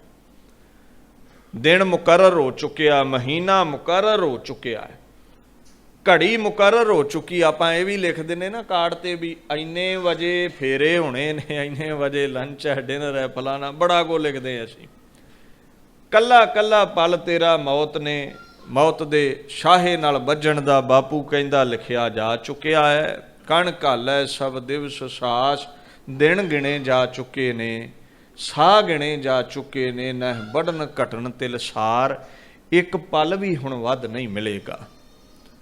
ਮਹਾਰਾਜ ਕਹਿੰਦੇ ਸਾਹਾ ਮੁਕਰਰ ਹੈ, ਮੌਤ ਤੂੰ ਲਿਖਵਾ ਲਈ ਹੈ। ਉਹ ਕਾਰਡ ਛਪ ਚੁੱਕਿਆ, ਜਦੋਂ ਮੌਤ ਨਾਲ ਵਿਆਹ ਹੋਵੇਗਾ। ਅਸੀਸ ਲੈ ਲੈ ਮਹਾਂਪੁਰਸ਼ਾਂ ਕੋ, ਜਿਵੇਂ ਸੁਹਾਗਣਾ ਦੀ ਸੰਗਤ ਬੱਚੀ ਨੇ ਕੀਤੀ ਵੀ ਇਹ ਵਸੀਆਂ ਨੇ, ਇਹਨਾਂ ਨੂੰ ਪੁੱਛਾਂ ਮੈਂ ਕਿਵੇਂ ਵਸੀਦਾ ਹੈ? ਗੁਰੂ ਨਾਨਕ ਖੁਸ਼ ਕਿਵੇਂ ਕਰਨਾ ਹੈ? ਸਾਧੂਆਂ ਸੰਤਾਂ ਦੀ ਸੰਗਤ ਵਿੱਚ ਬੈਠ ਕੇ ਪੁੱਛ ਲੈ। ਤੇ ਕੀ ਤਰਲਾ ਲੈਣਾ ਹੈ? ਦੇਹੋ ਸੱਜਣ ਅਸੀਸੜੀਆਂ, ਜਿਉ ਹੋਵੈ ਸਾਹਿਬ ਸਿਉ ਮੇਲ। ਹੇ ਸੱਜਣੋ ਮਿੱਤਰੋ, ਆਖਣ ਲੱਗੇ ਅਸੀਸ ਦਓ ਵੀ ਮੇਰੀ ਆਪਣੇ ਪਤੀ ਨਾਲ ਬਣ ਆਵੇ। ਮਾਤਾ ਪਿਤਾ ਤੋਂ ਬੱਚੀ ਅਸੀਸ ਲੈਂਦੀ ਹੈ, ਚਾਚੀਆਂ ਤਾਈਆਂ ਤੋਂ ਅਸੀਸ ਲੈਂਦੀ ਹੈ। ਇੱਦਾਂ ਸਤਿਪੁਰਸ਼ਾਂ ਤੋਂ ਅਸੀਸ ਲੈਣੀ ਹੈ ਵੀ ਸੁਖੀ ਸਾਂਦੀ ਆਪਣੇ ਘਰ ਵਸੀਏ, ਖੁਸ਼ੀਆਂ ਖੇੜਿਆਂ ਨਾਲ ਆਪਣੇ ਘਰ ਵਸੀਏ। ਉੱਥੇ ਰਿਸ਼ਤੇਦਾਰ ਸਾਗ ਸੰਬੰਧੀ ਨੇ, ਇੱਥੇ ਰਿਸ਼ਤੇਦਾਰੀ ਸਤਿਪੁਰਸ਼ਾਂ ਨਾਲ ਪਾਉਣੀ ਪੈਂਦੀ ਹੈ। ਔਰ ਅਸੀਸ ਰੂਪੀ ਤੇਲ ਸਿਰ ਵਿੱਚ ਝੱਸਣਾ ਕਰੋ, ਅਸੀਂ ਵਸ ਜਾਈਏ। ਔਰ ਕਬੀਰ ਜੀ ਇਹ ਗੱਲ ਕਹਿੰਦੇ ਨੇ, ਕਹਿੰਦੇ ਕਬੀਰ ਸੰਗਤ ਕਰੀਐ ਸਾਧ ਕੀ, ਅੰਤ ਕਰੈ ਨਿਰਬਾਹ। ਸਾਧੂਆਂ ਦੀ ਸੰਗਤ ਕਰ ਤਰ ਜਾਵੇਂਗਾ। ਤੈਨੂੰ ਦੱਸ ਦੇਣਗੇ ਗੁਰੂ ਨਾਨਕ ਕਿਵੇਂ ਖੁਸ਼ ਹੁੰਦਾ ਹੈ। ਸਾਧੂ ਉਹ ਜਿਹੜੇ ਗੁਰੂ ਨਾਲ ਜੋੜਨ, ਪਰਮਾਤਮਾ ਨਾਲ ਜੋੜਨ। ਸਾਕਤ ਸੰਗ ਨਾ ਕੀਜੀਐ। ਕਦੇ ਵੀ ਮਾਪੇ ਆਪਣੀ ਬੱਚੀ ਨੂੰ ਦੁਹਾਗਣ ਕੋਲ ਨਹੀਂ, ਛੁੱਟੜ ਬੀਬੀ ਕੋਲ ਨਹੀਂ ਬੈਠਣ ਦਿੰਦੇ ਵੀ ਇਹਨੇ ਪੁੱਠੀ ਮੱਤ ਦੇਣੀ ਹੈ, ਇਹ ਤੇ ਵਸੀ ਨਹੀਂ, ਇਹਨੂੰ ਵੀ ਘਰੋਂ ਕਢਵਾਵੇਗੀ। ਤੇ ਚੰਗੀਆਂ ਦਾਨੀਆਂ ਪ੍ਰਧਾਨੀਆਂ ਬੀਬੀਆਂ ਕੋ ਬਿਠਾਉਂਦੇ ਨੇ, ਇਹਦੇ ਸਾਕਤ ਕੋਲ ਨਾ ਬੈਠੀ, ਪੁੱਠੀ ਮੱਤ ਦੇਣਗੇ ਤੈਨੂੰ। ਆਖਣਗੇ ਗੁਰੂ ਘਰ ਨਾ ਜਾ, ਬਾਣੀ ਨੂੰ ਨਾ ਮੰਨ, ਇਤਿਹਾਸ ਨੂੰ ਨਾ ਮੰਨ, ਆਹ ਨਹੀਂ ਹੋਇਆ, ਉਹ ਨਹੀਂ ਹੋਇਆ। ਗੁਰੂ ਤੋਂ ਸ਼ਰਧਾ ਤੋੜਨਗੇ ਤੇਰੀ। ਉਹਦੀ ਸੰਗਤ ਕਰਨੀ ਹੈ ਜਿਹੜਾ ਗੁਰੂ ਨਾਲ ਜੋੜੇ। ਉਹ ਕੌਣ ਨੇ? ਜਦੋਂ ਉਹਨਾਂ ਦੀ ਸੰਗਤ ਕੀਤੀ, ਕਬੀਰ ਮਨ ਨਿਰਮਲ ਭਇਆ ਜੈਸਾ ਗੰਗਾ ਨੀਰ। ਉਹਨਾਂ ਦੀ ਸੰਗਤ ਵਿੱਚ ਸਾਫ਼ ਬਚਨ, ਸੁਥਰੇ ਬਚਨ ਸੁਣ ਕੇ ਮਨ ਸਾਫ਼ ਹੋ ਗਿਆ। ਪਾਛੈ ਲਾਗੋ ਹਰ ਫਿਰੈ ਕਹਿਤ ਕਬੀਰ। ਜੇ ਚੰਗੇ ਗੁਣ ਸਿੱਖ ਲਏ ਫਿਰ ਖਸਮ ਘਰੋਂ ਨਹੀਂ ਕੱਢੇਗਾ, ਖਸਮ ਪਿੱਛੇ ਪਿੱਛੇ ਭੱਜਾ ਫਿਰੇਗਾ ਤੇਰੇ ਵੀ ਗੁਣਵੰਤੀ ਹੈ, ਵੀ ਇਹਦੇ ਵਿੱਚ ਗੁਣ ਬਣੇ ਨੇ। ਤੇ ਚੰਗੇ ਗੁਣ ਨਾ ਹੋਏ ਤੇ ਖਸਮ ਅੱਗੇ ਅੱਗੇ ਤੇ ਬੀਬੀ ਪਿੱਛੇ ਪਿੱਛੇ ਵੀ ਮੈਂ ਵਸ ਜਾਵਾਂ, ਮੈਨੂੰ ਰੱਖ ਲੈ। ਗੁਣ ਚੰਗੇ ਹੋਏ ਤੇ ਖਸਮ ਪਿੱਛੇ ਪਿੱਛੇ ਵੀ ਤੈਨੂੰ ਰੱਖਣਾ ਹੈ, ਤੇਰੇ ਵਿੱਚ ਗੁਣ ਬਣੇ ਨੇ। ਪਾਤਸ਼ਾਹ ਲਾਗੋ ਜਦੋਂ ਗੁਣ ਨਹੀਂ ਸੀ, ਕਬੀਰ ਕਹਿੰਦਾ ਮੈਂ ਪਿੱਛੇ ਭੱਜਦਾ ਸੀ ਖਸਮ ਦੇ, ਜਿੱਦਣ ਦੇ ਗੁਣ ਆ ਗਏ ਨੇ ਪਾਤਸ਼ਾਹ ਲਾਗੋ ਹਰ ਫਿਰੈ ਕਹਿਤ ਕਬੀਰ, ਰੱਬ ਮੇਰੇ ਪਿੱਛੇ ਕਹਿੰਦਾ ਭੱਜਾ ਫਿਰਦਾ। ਸੱਜਣ ਛੇਈ ਨਾਲ ਮੈਂ ਚੱਲਦਿਆਂ ਨਾਲ ਚਲਾਨ। ਉਹ ਸੱਜਣ ਬਣਾ ਜਿਹੜੇ ਨਾਲ ਗਵਾਹੀ ਦੇਣਗੇ, ਜਿਹੜੇ ਨਾਲ ਤੇਰੇ ਆਪਣਨਗੇ। ਉਹ ਕਿਹੜੇ ਸੱਜਣ ਨੇ? ਸੰਤ ਸਰਨ ਜੋ ਜਨ ਪਰੈ, ਸੋ ਜਨ ਉਦਰਨ ਹਾਰ। ਸੰਤ ਕੀ ਨਿੰਦਾ ਨਾਨਕਾ, ਬਹੁਰ ਬਹੁਰ ਮੌਤ ਸਭ ਨੂੰ ਆਵੇਗੀ। ਜਿਹਨੇ ਅਸੀਸਾਂ ਲੈ ਲਈਆਂ, ਸਤਿਪੁਰਸ਼ਾਂ ਦੀ ਸੰਗਤ ਕਰ ਦਿੱਤੀ, ਉਹ ਗੁਰੂ ਨਾਨਕ ਨੂੰ ਖੁਸ਼ ਕਰ ਲਵੇਗਾ। ਉਹ ਕਦੇ ਵੀ ਸੰਸਾਰ ਸਾਗਰ ਵਿੱਚ ਡੁੱਬੇਗਾ ਨਹੀਂ, 84 ਵਿੱਚ ਮੁੜ ਕੇ ਪੇਕੇ ਨਹੀਂ ਆਵੇਗਾ। ਮੌਤ ਨੇ ਆਉਣਾ ਹੈ, ਮੌਤ ਨਿਮਾਣੀ ਹੈ, ਦਿਨ ਅੱਗੇ ਪਿੱਛੇ ਹੋ ਨਹੀਂ ਸਕਦਾ। ਜਿੰਦ ਨਿਮਾਣੀ ਕੱਢੀ ਹੈ, ਹੱਡਾਂ ਕੂ ਕੜਕਾਏ। ਜਿੰਦ ਨਿਮਾਣੀ ਹੈ, ਮੌਤ ਭਿਅੰਕਰ ਹੈ, ਲੈ ਜਾਵੇਗੀ। ਆਏ ਨੇ ਜਾਣ ਜਾਈਏ, ਹੁਣ ਲੈ ਕੇ ਜਾਣ ਕੇ ਛੱਡ ਕੇ ਨਹੀਂ ਜਾਂਦੇ। ਮੌਤ ਨੇ ਲੈ ਜਾਣਾ ਹੈ, ਸਹੁਰੇ ਲੈ ਜਾਣਾ ਹੈ। ਗੁਣ ਚੰਗੇ ਹੋਏ ਤੇ ਵਸੇਗਾ, ਤੇ ਹੱਡਾਂ ਕੂ ਕੜਕਾਏ। ਜਦੋਂ ਮੌਤ ਆਉਂਦੀ ਹੈ ਨਾ, ਪੰਜਾਬ ਵਿੱਚ ਕੀ ਹੁੰਦਾ ਵੀ ਉਹ ਬੋਰੀ ਵਿੱਚ ਭਾਂਡੇ ਪਏ ਹੁੰਦੇ ਨੇ, ਲੰਗਰ ਵਿੱਚ ਇੱਕ ਬੋਰੀ 'ਚ ਭਾਂਡੇ ਪਾ ਕੇ ਨਾ ਬੈਗ 'ਚ ਉਹਨੂੰ ਬੰਨ੍ਹਿਆ ਹੁੰਦਾ। ਤੇ ਜਦੋਂ ਕੋਈ ਜੋੜ ਮੇਲਾ ਹੋਵੇ ਤੇ ਉਹ ਬੋਰੀ ਪੁੱਠੀ ਕਰਕੇ ਐ ਝਾੜ ਝਾੜ ਕੇ ਭਾਂਡੇ ਕੱਢੀਦੇ ਨੇ, ਉਹ ਫਸੇ ਹੁੰਦੇ ਨੇ ਬੈਗ ਵਿੱਚ। ਉਹ ਇੱਕ ਦੂਜੇ ਨਾਲ ਟਕਰਾਉਂਦੇ ਨੇ, ਚਿੱਬੇ ਹੋ ਜਾਂਦੇ ਨੇ। ਕਹਿੰਦੇ ਮੌਤ ਇੱਦਾਂ ਪੜਕ ਪੜਕ ਕੇ ਜਾਨ ਕੱਢਦੀ ਹੈ। ਤੇ ਜੇ ਪੜਕਦੀ ਨਾ ਹੋਵੇ, ਤੰਗੀ ਨਾ ਦਿੰਦੀ ਹੋਵੇ, ਤੇ ਫਿਰ ਬਲੱਡ ਕਿਹੜੇ ਬੰਨਿਓ ਆ ਗਿਆ? ਮਰਦਿਆਂ ਕਈਆਂ ਦੇ ਨੱਕ ਚੋਂ ਬਲੱਡ ਆ ਜਾਂਦਾ, ਗੰਦਗੀ ਵਿੱਚੇ ਨਿਕਲ ਜਾਂਦੀ ਹੈ। ਜਿੰਦ ਨਿਮਾਣੀ ਕੱਢੀ ਹੈ, ਹੱਡਾਂ ਕੂ ਕੜਕਾਏ। ਮੌਤ ਆਉਂਦੀ ਹੈ ਔਰ ਇਹ ਹੱਡਾਂ ਨੂੰ ਭੰਨ ਕੇ ਆਵੇਗੀ। ਪਰ ਯਾਦ ਰੱਖੀ, ਜਿਹੜੇ ਸਤਿਪੁਰਸ਼ ਹੋਏ ਉਹਨਾਂ ਨੂੰ ਮੌਤ ਪ੍ਰੇਮ ਨਾਲ ਲੈ ਜਾਂਦੀ ਹੈ। ਮੈਂ ਇੱਕ ਉਦਾਹਰਣ ਦੇ ਕੇ ਫਤਿਹ ਬੁਲਾ ਦੇਵਾਂ। ਜਿਨ੍ਹਾਂ ਨੂੰ ਸੱਜਣਾ ਦੀ ਅਸੀਸ ਮਿਲ ਗਈ, ਉਹਨਾਂ ਨੂੰ ਸਾਹਿਬ ਨੇ ਨਾਲ ਮਿਲਣਾ ਹੈ। ਉਹਨਾਂ ਨੂੰ ਮੌਤ ਭਿਅੰਕਰਤਾ ਨਾਲ ਨਹੀਂ ਲਿਜਾ ਸਕਦੀ। ਬਿੱਲੀ ਦੇ ਦੰਦ ਤੁਸੀਂ ਵੇਖੇ ਨੇ ਨਾ, ਪੰਜੇ ਵੀ ਵੇਖੇ ਨੇ, ਬੜੇ ਭਿਅੰਕਰ ਨੇ। ਤੇ ਬਿੱਲੀ ਕੀ ਕਰਦੀ ਹੈ ਵੀ ਜਦੋਂ ਬਲੂੰਗੜੇ ਨੂੰ ਚੁੱਕਦੀ ਹੈ ਨਾ, ਤੇ ਇਹ ਪੁਰਾਣੀ ਕਹਾਵਤ ਹੈ ਵੀ 7 ਘਰ ਵੀ ਫੇਰ ਆਵੇ ਤੇ ਬਲੂੰਗੜੇ ਨੂੰ ਦੰਦ ਨਹੀਂ ਖੁੱਬਣ ਦਿੰਦੀ। ਦੰਦਾਂ ਨਾਲ ਚੁੱਕਦੀ ਹੈ ਆਪਣੇ ਬੱਚੇ ਨੂੰ, ਕਦੇ ਦੰਦ ਨਹੀਂ ਖੁੱਬਦਾ ਉਹਦੇ। ਪੰਜਿਆਂ ਨਾਲ ਚੁੱਕਦੀ ਹੈ ਬੱਚੇ ਨੂੰ, ਕਦੇ ਪੰਜਾ ਨਹੀਂ ਲੱਗਣ ਦਿੰਦੀ। ਇਹ ਰੱਬ ਨਾ ਕਰੇ ਜੇ ਚੂਹਾ ਕਾਬੂ ਆ ਜਾਵੇ ਉਸੇ ਬਿੱਲੀ ਦੇ ਤੇ, ਵੀ 7 ਘਰਾਂ 'ਚ ਬੋਟੀਆਂ ਖਿਲਾਰ ਦਿੰਦੀ ਹੈ ਉਹਦੀਆਂ। ਦੰਦ ਉਹ ਹੀ ਨੇ, ਪੰਜੇ ਉਹ ਹੀ ਨੇ। ਅੱਜ ਮਨਮੁਖ ਕਾਬੂ ਆ ਗਿਆ ਹੈ, ਅੱਗੇ ਗੁਰਮੁਖ ਕਾਬੂ ਆਇਆ ਸੀ, ਪ੍ਰੇਮ ਨਾਲ ਲੈ ਗਈ। ਇਹ ਬਾਣੀ 'ਚ ਲਿਖਿਆ, ਬਾਣੀ ਵਿੱਚ ਇਹ ਸਾਫ਼ ਲਿਖਿਆ ਹੋਇਆ। ਮਾਨਸ ਬਪੁਰਾ ਮੂਸਾ ਕੀਨੋ, ਮੀਚ ਬਲਈਆ ਖਾਈ ਹੈ ਰੇ। ਉਹ ਜੇ ਕਬੂਤਰ ਆਖੇ ਅੱਖਾਂ ਮੀਟ ਲਵਾਂ ਤੇ ਬਿੱਲੀ ਬਖਸ਼ ਦੇਵੇਗੀ ਨਹੀਂ। ਚੂਹਾ ਆਖੇ ਵੀ ਅੱਖਾਂ ਮੀਟ ਲਵਾਂ, ਬਿੱਲੀ ਬਖਸ਼ ਦੇਵੇਗੀ ਨਹੀਂ। ਤੂੰ ਮਨਮੁਖ ਹੈ, ਖਿਲਾਰ ਕੇ ਸੁੱਟਣਾ ਉਹਨੇ। ਕਿਵੇਂ ਸੁੱਟਣਾ ਹੈ? ਜਿੰਦ ਨਿਮਾਣੀ ਕੱਢੀ ਹੈ, ਹੱਡਾਂ ਕੂ ਕੜਕਾਏ। ਤੇ ਜੇ ਸੁਖਮਣੀ ਪੜ੍ਹਨ ਵਾਲਾ ਹੋਇਆ, ਸੰਤ ਹੋਇਆ, ਸਤਿਪੁਰਸ਼ ਹੋਇਆ, ਤੇ ਸੁਭਾ ਵੀ ਆਪਾਂ ਵਿਆਖਿਆ ਕੀਤੀ ਸੀ, ਉਹਦੇ ਨੇੜੇ ਨਹੀਂ ਬੌੜਦੇ ਜਾਮਣਾ ਹੋਣਾ, ਤੂੰ ਨਾ ਛੋਟਾ ਨਿਕਟ ਨਾ ਜਾਈਓ। ਉਹਨਾਂ ਨੂੰ ਪ੍ਰੇਮ ਨਾਲ ਦੁਨੀਆ ਤੋਂ ਲਿਜਾਇਆ ਜਾਂਦਾ ਹੈ। ਜਾਣਾ ਸਭ ਨੇ ਹੈ। ਜੇ ਗੁਆਂਢੀਆਂ ਦੇ ਮੌਤ ਆਈ ਹੈ, ਅੱਗੇ ਪੜ੍ਹੀਏ, ਘਰ ਘਰ ਇਹੋ ਪਹੁੰਚਾ, ਸੱਦੜੇ ਨਿਤ ਪਵਨ। ਹਰ ਘਰ ਦੇ ਵਿੱਚ ਉਹ ਪਹੁੰਚੇਗਾ। ਫਰੀਦ ਜੀ ਕਹਿੰਦੇ, ਮੈਂ ਸੋਚਿਆ ਮੈਨੂੰ ਹੀ ਦੁੱਖ ਹੈ, ਮੈਂ ਸੋਚਿਆ ਮੇਰੇ ਘਰ ਹੀ ਅੱਗ ਲੱਗੀ ਹੈ। ਕਹਿੰਦੇ ਨਹੀਂ, ਜਦੋਂ ਕੋਠੇ ਤੇ ਚੜ੍ਹਿਆ ਮੈਂ ਵੇਖਿਆ ਵੀ ਦੁੱਖਾਂ ਦੀ ਅੱਗ ਤੇ ਹਰ ਘਰ ਹੀ ਬਲ ਰਹੀ ਹੈ। ਫਰੀਦਾ ਮੈਂ ਜਾਣਿਆ ਦੁੱਖ ਮੁਝ ਕੋ, ਦੁੱਖ ਸੁਭਾਇਆ ਜਗ। ਨਹੀਂ, ਇਹ ਸਾਰਿਆਂ ਦੇ ਘਰ ਆਵੇਗਾ ਸੱਦਾ, ਇਹ ਸਾਰਿਆਂ ਘਰ ਹੀ ਮੌਤ ਨੇ ਆਉਣਾ ਹੈ। ਪਰ ਜੇ ਸਤਿਪੁਰਸ਼ਾਂ ਦੀ ਅਸੀਸ ਹੋਈ, ਗੁਰੂ ਨਾਨਕ ਦਾ ਨਾਮ ਜਪਿਆ ਹੋਇਆ ਤੇ ਫਿਰ ਬਲੂੰਗੜੇ ਨੇ ਜਿਵੇਂ ਚੁੱਕ ਕੇ ਬਿੱਲੀ ਖੜਦੀ ਹੈ ਐਵੇਂ ਲਿਜਾਵੇਗੀ। ਤੇ ਜੇ ਮਨਮੁਖ ਹੋਇਆ, ਬਾਣੀ ਨਾ ਪੜ੍ਹੀ ਹੋਈ, ਨਿਤ ਨਿਤ ਜੀੜੇ ਨਾ ਸੰਭਾਲਿਆ, ਤੇ ਕਹਿੰਦੇ ਕਬੂਤਰ ਵਾਂਗੂ ਖੰਭ ਖਿਲਰਨੇ ਨੇ। ਫਿਰ ਇਦਾਂ ਜਿਵੇਂ ਭਾਂਡੇ ਬੋਰੀ ਚੋਂ ਕੱਢੇ ਭੰਨ ਤੋੜ ਕੇ ਇਦਾਂ ਕੱਢਣੀ ਹੈ ਜਾਨ ਉਸਨੇ। ਇਉਂ ਪਾਤਸ਼ਾਹ ਇਹ ਫੁਰਮਾਨ ਕਰਦੇ ਨੇ, ਘਰ ਘਰ ਇਹੋ ਪਹੁੰਚਾ, ਸੱਦੜੇ ਨਿਤ ਪਵਨ। ਗਰੀਬ ਦੇ ਘਰ ਵੀ ਸੱਦਾ ਪੈਣਾ ਜੇ, ਤੇ ਅਮੀਰ ਵੀ ਨਹੀਂ ਰਵੇਗਾ, ਕਿਸੇ ਨੂੰ ਨਹੀਂ ਛੱਡਦੀ। ਰਾਜਾ ਪਰਜਾ ਸਮਕਰ ਮਾਰੈ, ਐਸੋ ਕਾਲ ਬਡਾਨੀ ਰੇ। ਨਾ ਤੇ ਰਾਜੇ ਦੀ ਡਾਂਗ ਤੋਂ ਹੀ ਮੌਤ ਡਰਦੀ ਹੈ, ਤੇ ਜੇ ਮੇਰੇ ਵਰਗਾ ਗਰੀਬ ਤਰਲਾ ਲਵੇ ਨਾ ਵੀ ਭਾਜੀ ਅੱਜ ਛੱਡ ਦੋ ਕੱਲ ਨੂੰ ਲੈ ਜਾਓ, ਤੇ ਕਹਿੰਦੇ ਮੌਤ ਤਰਲੇ ਤੇ ਵੀ ਨਹੀਂ ਛੱਡਦੀ, ਉਹ ਨਹੀਂ ਤੈਨੂੰ ਸਮਾਂ ਦੇਵੇਗੀ। ਕਿਉਂਕਿ ਸਾਹਾ ਲਿਖਿਆ ਗਿਆ, ਸੰਮਤ ਸਾਹਾ। ਬਾਣੀ ਦੀ ਅਰਥ ਕੀਰਤੀ ਇਹ ਬੜੀ ਡੂੰਘੀ ਹੈ। ਅਸੀਂ ਨਿਤਨੇਮ ਕਰਦੇ ਕਈ ਵਾਰ ਪੜ੍ਹ ਕੇ ਚਲੇ ਜਾਣੇ ਵੀ ਵਿੱਚ ਕੀ ਹੈ, ਕਿਤੇ ਇਹਨੂੰ ਸਮਝੋ ਨਾ ਧਿਆਨ ਨਾਲ। ਸਾਹਾ ਲਿਖਿਆ ਗਿਆ, ਬਚਾ ਹੋ ਨਹੀਂ ਸਕਦਾ। ਅਸੀਸਾਂ ਲੈ ਲੈ, ਸੁਹਾਗਣਾ ਦੀਆਂ ਅਸੀਸਾਂ ਲੈ ਲੈ, ਚੰਗੇ ਗੁਣ ਸਿੱਖ ਲੈ, ਗੁਰੂ ਨਾਨਕ ਦੇ ਘਰ ਸਦਾ ਲਈ ਵਸੇ। ਕਬੀਰ ਸੰਗਤ ਕਰੀਏ ਸਾਧਕੀ, ਸਾਧੂਆਂ ਦੀ ਸੰਗਤ ਕਰ ਲੈ, ਸਤਿਪੁਰਸ਼ਾਂ ਦੇ ਕੋਲ ਵਿਆਹ ਕਰ, ਕੀਰਤੀ ਗਾਇਆ ਕਰ, ਦਰਬਾਰ ਵਿੱਚ ਬੈਠ ਕਰਕੇ ਸਮਾਂ ਕੱਢਿਆ ਕਰ। ਮੌਤ ਨੇ ਅਚਾਨਕ ਆ ਜਾਣਾ ਹੈ, ਪਰ ਜੇ ਚੰਗੇ ਕਰਮ ਕੀਤੇ ਹੋਏ। ਕਮਾਲ ਦਾ ਬਚਨ ਫਰੀਦ ਨੇ ਲਿਖਿਆ ਸੀ, ਫਰੀਦਾ ਮੌਤੇ ਦਾ ਬੰਨਾ ਇਵੇਂ ਦਿਸੈ, ਜਿਉਂ ਦਰਿਆਵੇ ਢਾਹਾ। ਜਿਹੜੇ ਮੰਡ ਵਿੱਚ ਦਰਿਆ ਦੇ ਕੰਢੇ ਲੋਕ ਰਹਿੰਦੇ ਨੇ ਨਾ, ਵੇਖਣ ਨੂੰ ਤੇ ਦਰਿਆ ਦੇ ਕੰਢੇ ਲੱਗਦਾ ਵੀ ਜ਼ਮੀਨ ਠੀਕ ਹੈ, ਰੁੱਖ ਉੱਗੇ ਹੋਏ ਨੇ।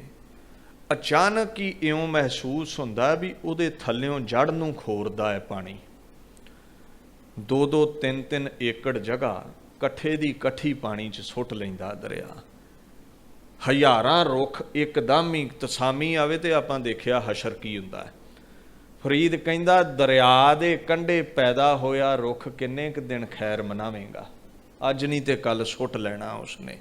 ਫਰੀਦਾ ਮੌਤੇ ਦਾ ਬੰਨਾ ਇਵੇਂ ਦਿਸੈ, ਮੌਤ ਦਾ ਕੰਢਾ ਇਸ ਤਰ੍ਹਾਂ ਦਾ ਹੈ, ਜਿਉਂ ਦਰਿਆਵੈ ਢਾਹਾ। ਅੱਗੇ ਦੋਜਕ ਤਪਿਆ ਸੁਣੀਐ, ਫੂਲ ਪਵੈ ਕੋ ਹਾਹਾ। ਜਦੋਂ ਮੌਤ ਖੜਦੀ ਹੈ ਫਿਰ ਚੀਕਾਂ ਤੇ ਨਿਕਲਦੀਆਂ ਹੀ ਨੇ, ਦੁੱਖ ਤੇ ਆਉਣਾ ਹੀ ਹੈ। ਅੱਗੇ ਵੀ ਪਰਲੋਕ ਵਿੱਚ ਵੀ ਦੁੱਖ ਮਿਲਦਾ। ਇੱਕ ਨਾ ਨੂੰ ਸਭ ਸੋਝੀ ਆਈ, ਇੱਕ ਫਿਰਦੇ ਵੇ ਪਰਵਾਹਾ। ਅਮਲ ਜੇ ਕੀਤਿਆਂ ਦੁਨੀ ਵਿੱਚ ਸੇ ਦਰਗਹ ਹੈ ਉਹ ਗਾਹਾ। ਜੇ ਚੰਗੇ ਗੁਣ ਸਿੱਖੇ ਹੋਏ ਦਰਗਾਹ ਵਿੱਚ ਗਵਾਹੀ ਦੇਣਗੇ ਵੀ ਇਹ ਗੁਣਵੰਤੀ ਹੈ, ਇਹਦੇ ਕਰਮ ਚੰਗੇ ਨੇ, ਫਿਰ ਉੱਥੇ ਜਗ੍ਹਾ ਮਿਲੇਗੀ ਗੁਰੂ ਨਾਨਕ ਦੇ ਚਰਨਾਂ ਵਿੱਚ।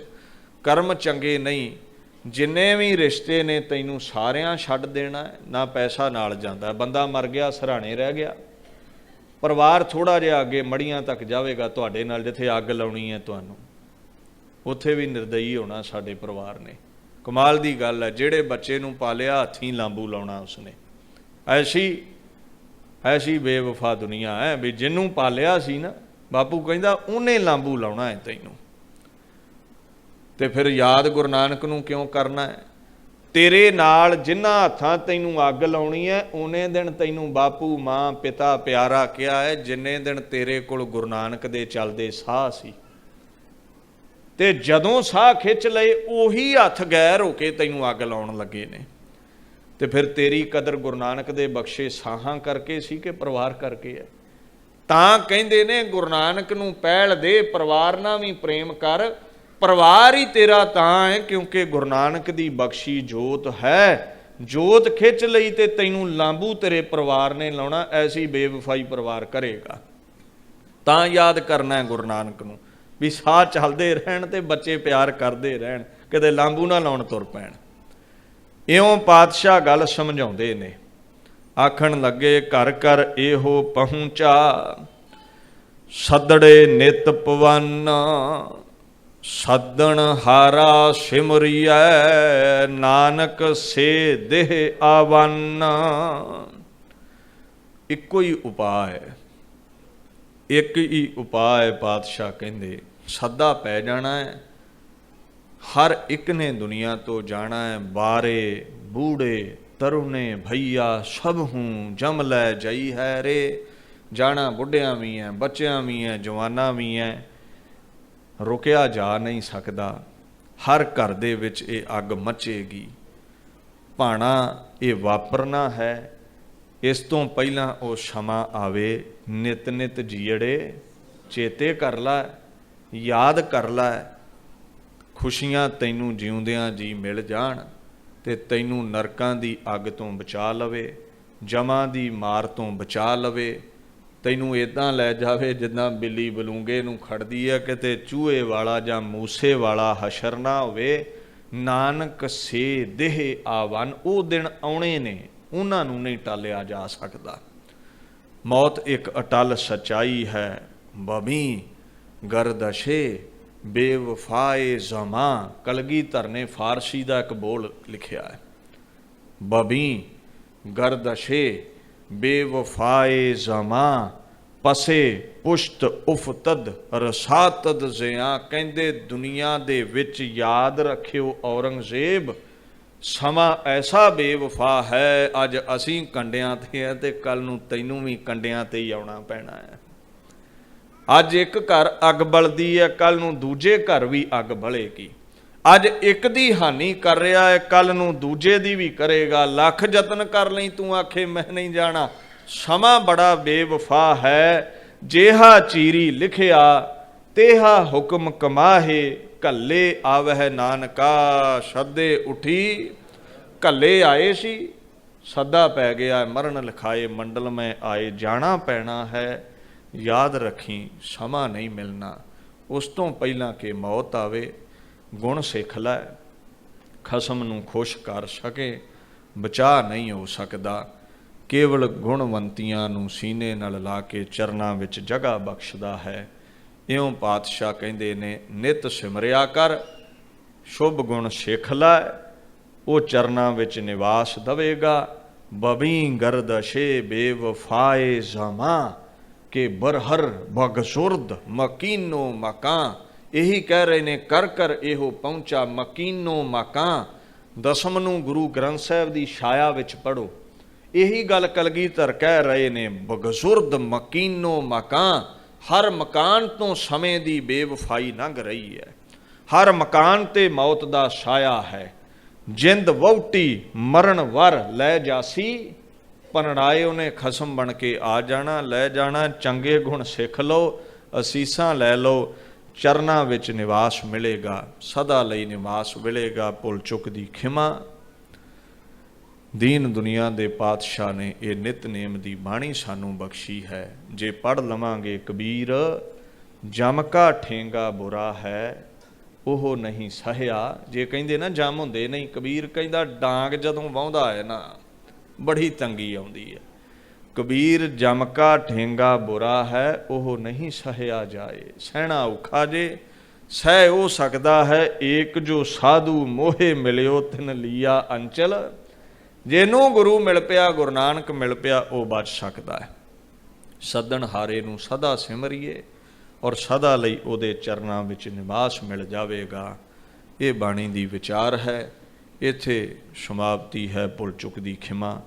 कल नूं जिहड़ा दूसरा शब्द है सोहले दा, छे घर छे गुर छे उपदेश, इस दी व्याख्या जिथे भी अगला समागम है प्रबंधक जन आप सामने चानना पाउणगे उत्थे आरंभ होवेगी। इस प्रकार दे नाल गुरु साहिब सच्चे पातशाह दे चरनां विच आप संगतां पहुँच करके अपने समय नूं जीवन नूं सफल करियो जी। गज वज के फतेह बुलाइए। वाहिगुरू जी का खालसा, वाहिगुरू जी की फतेह। सतनाम श्री वाहिगुरु। राम कली महला तीजा। आनंद एक ओंकार सतगुरु प्रसाद। आनंद पया मेरी माए, सतगुरु मैं पाया। सतगुर तां पाया सहज सेती, मन वजियां वधाइयां। राग रतन परिवार परियां, शब्द गावण आए।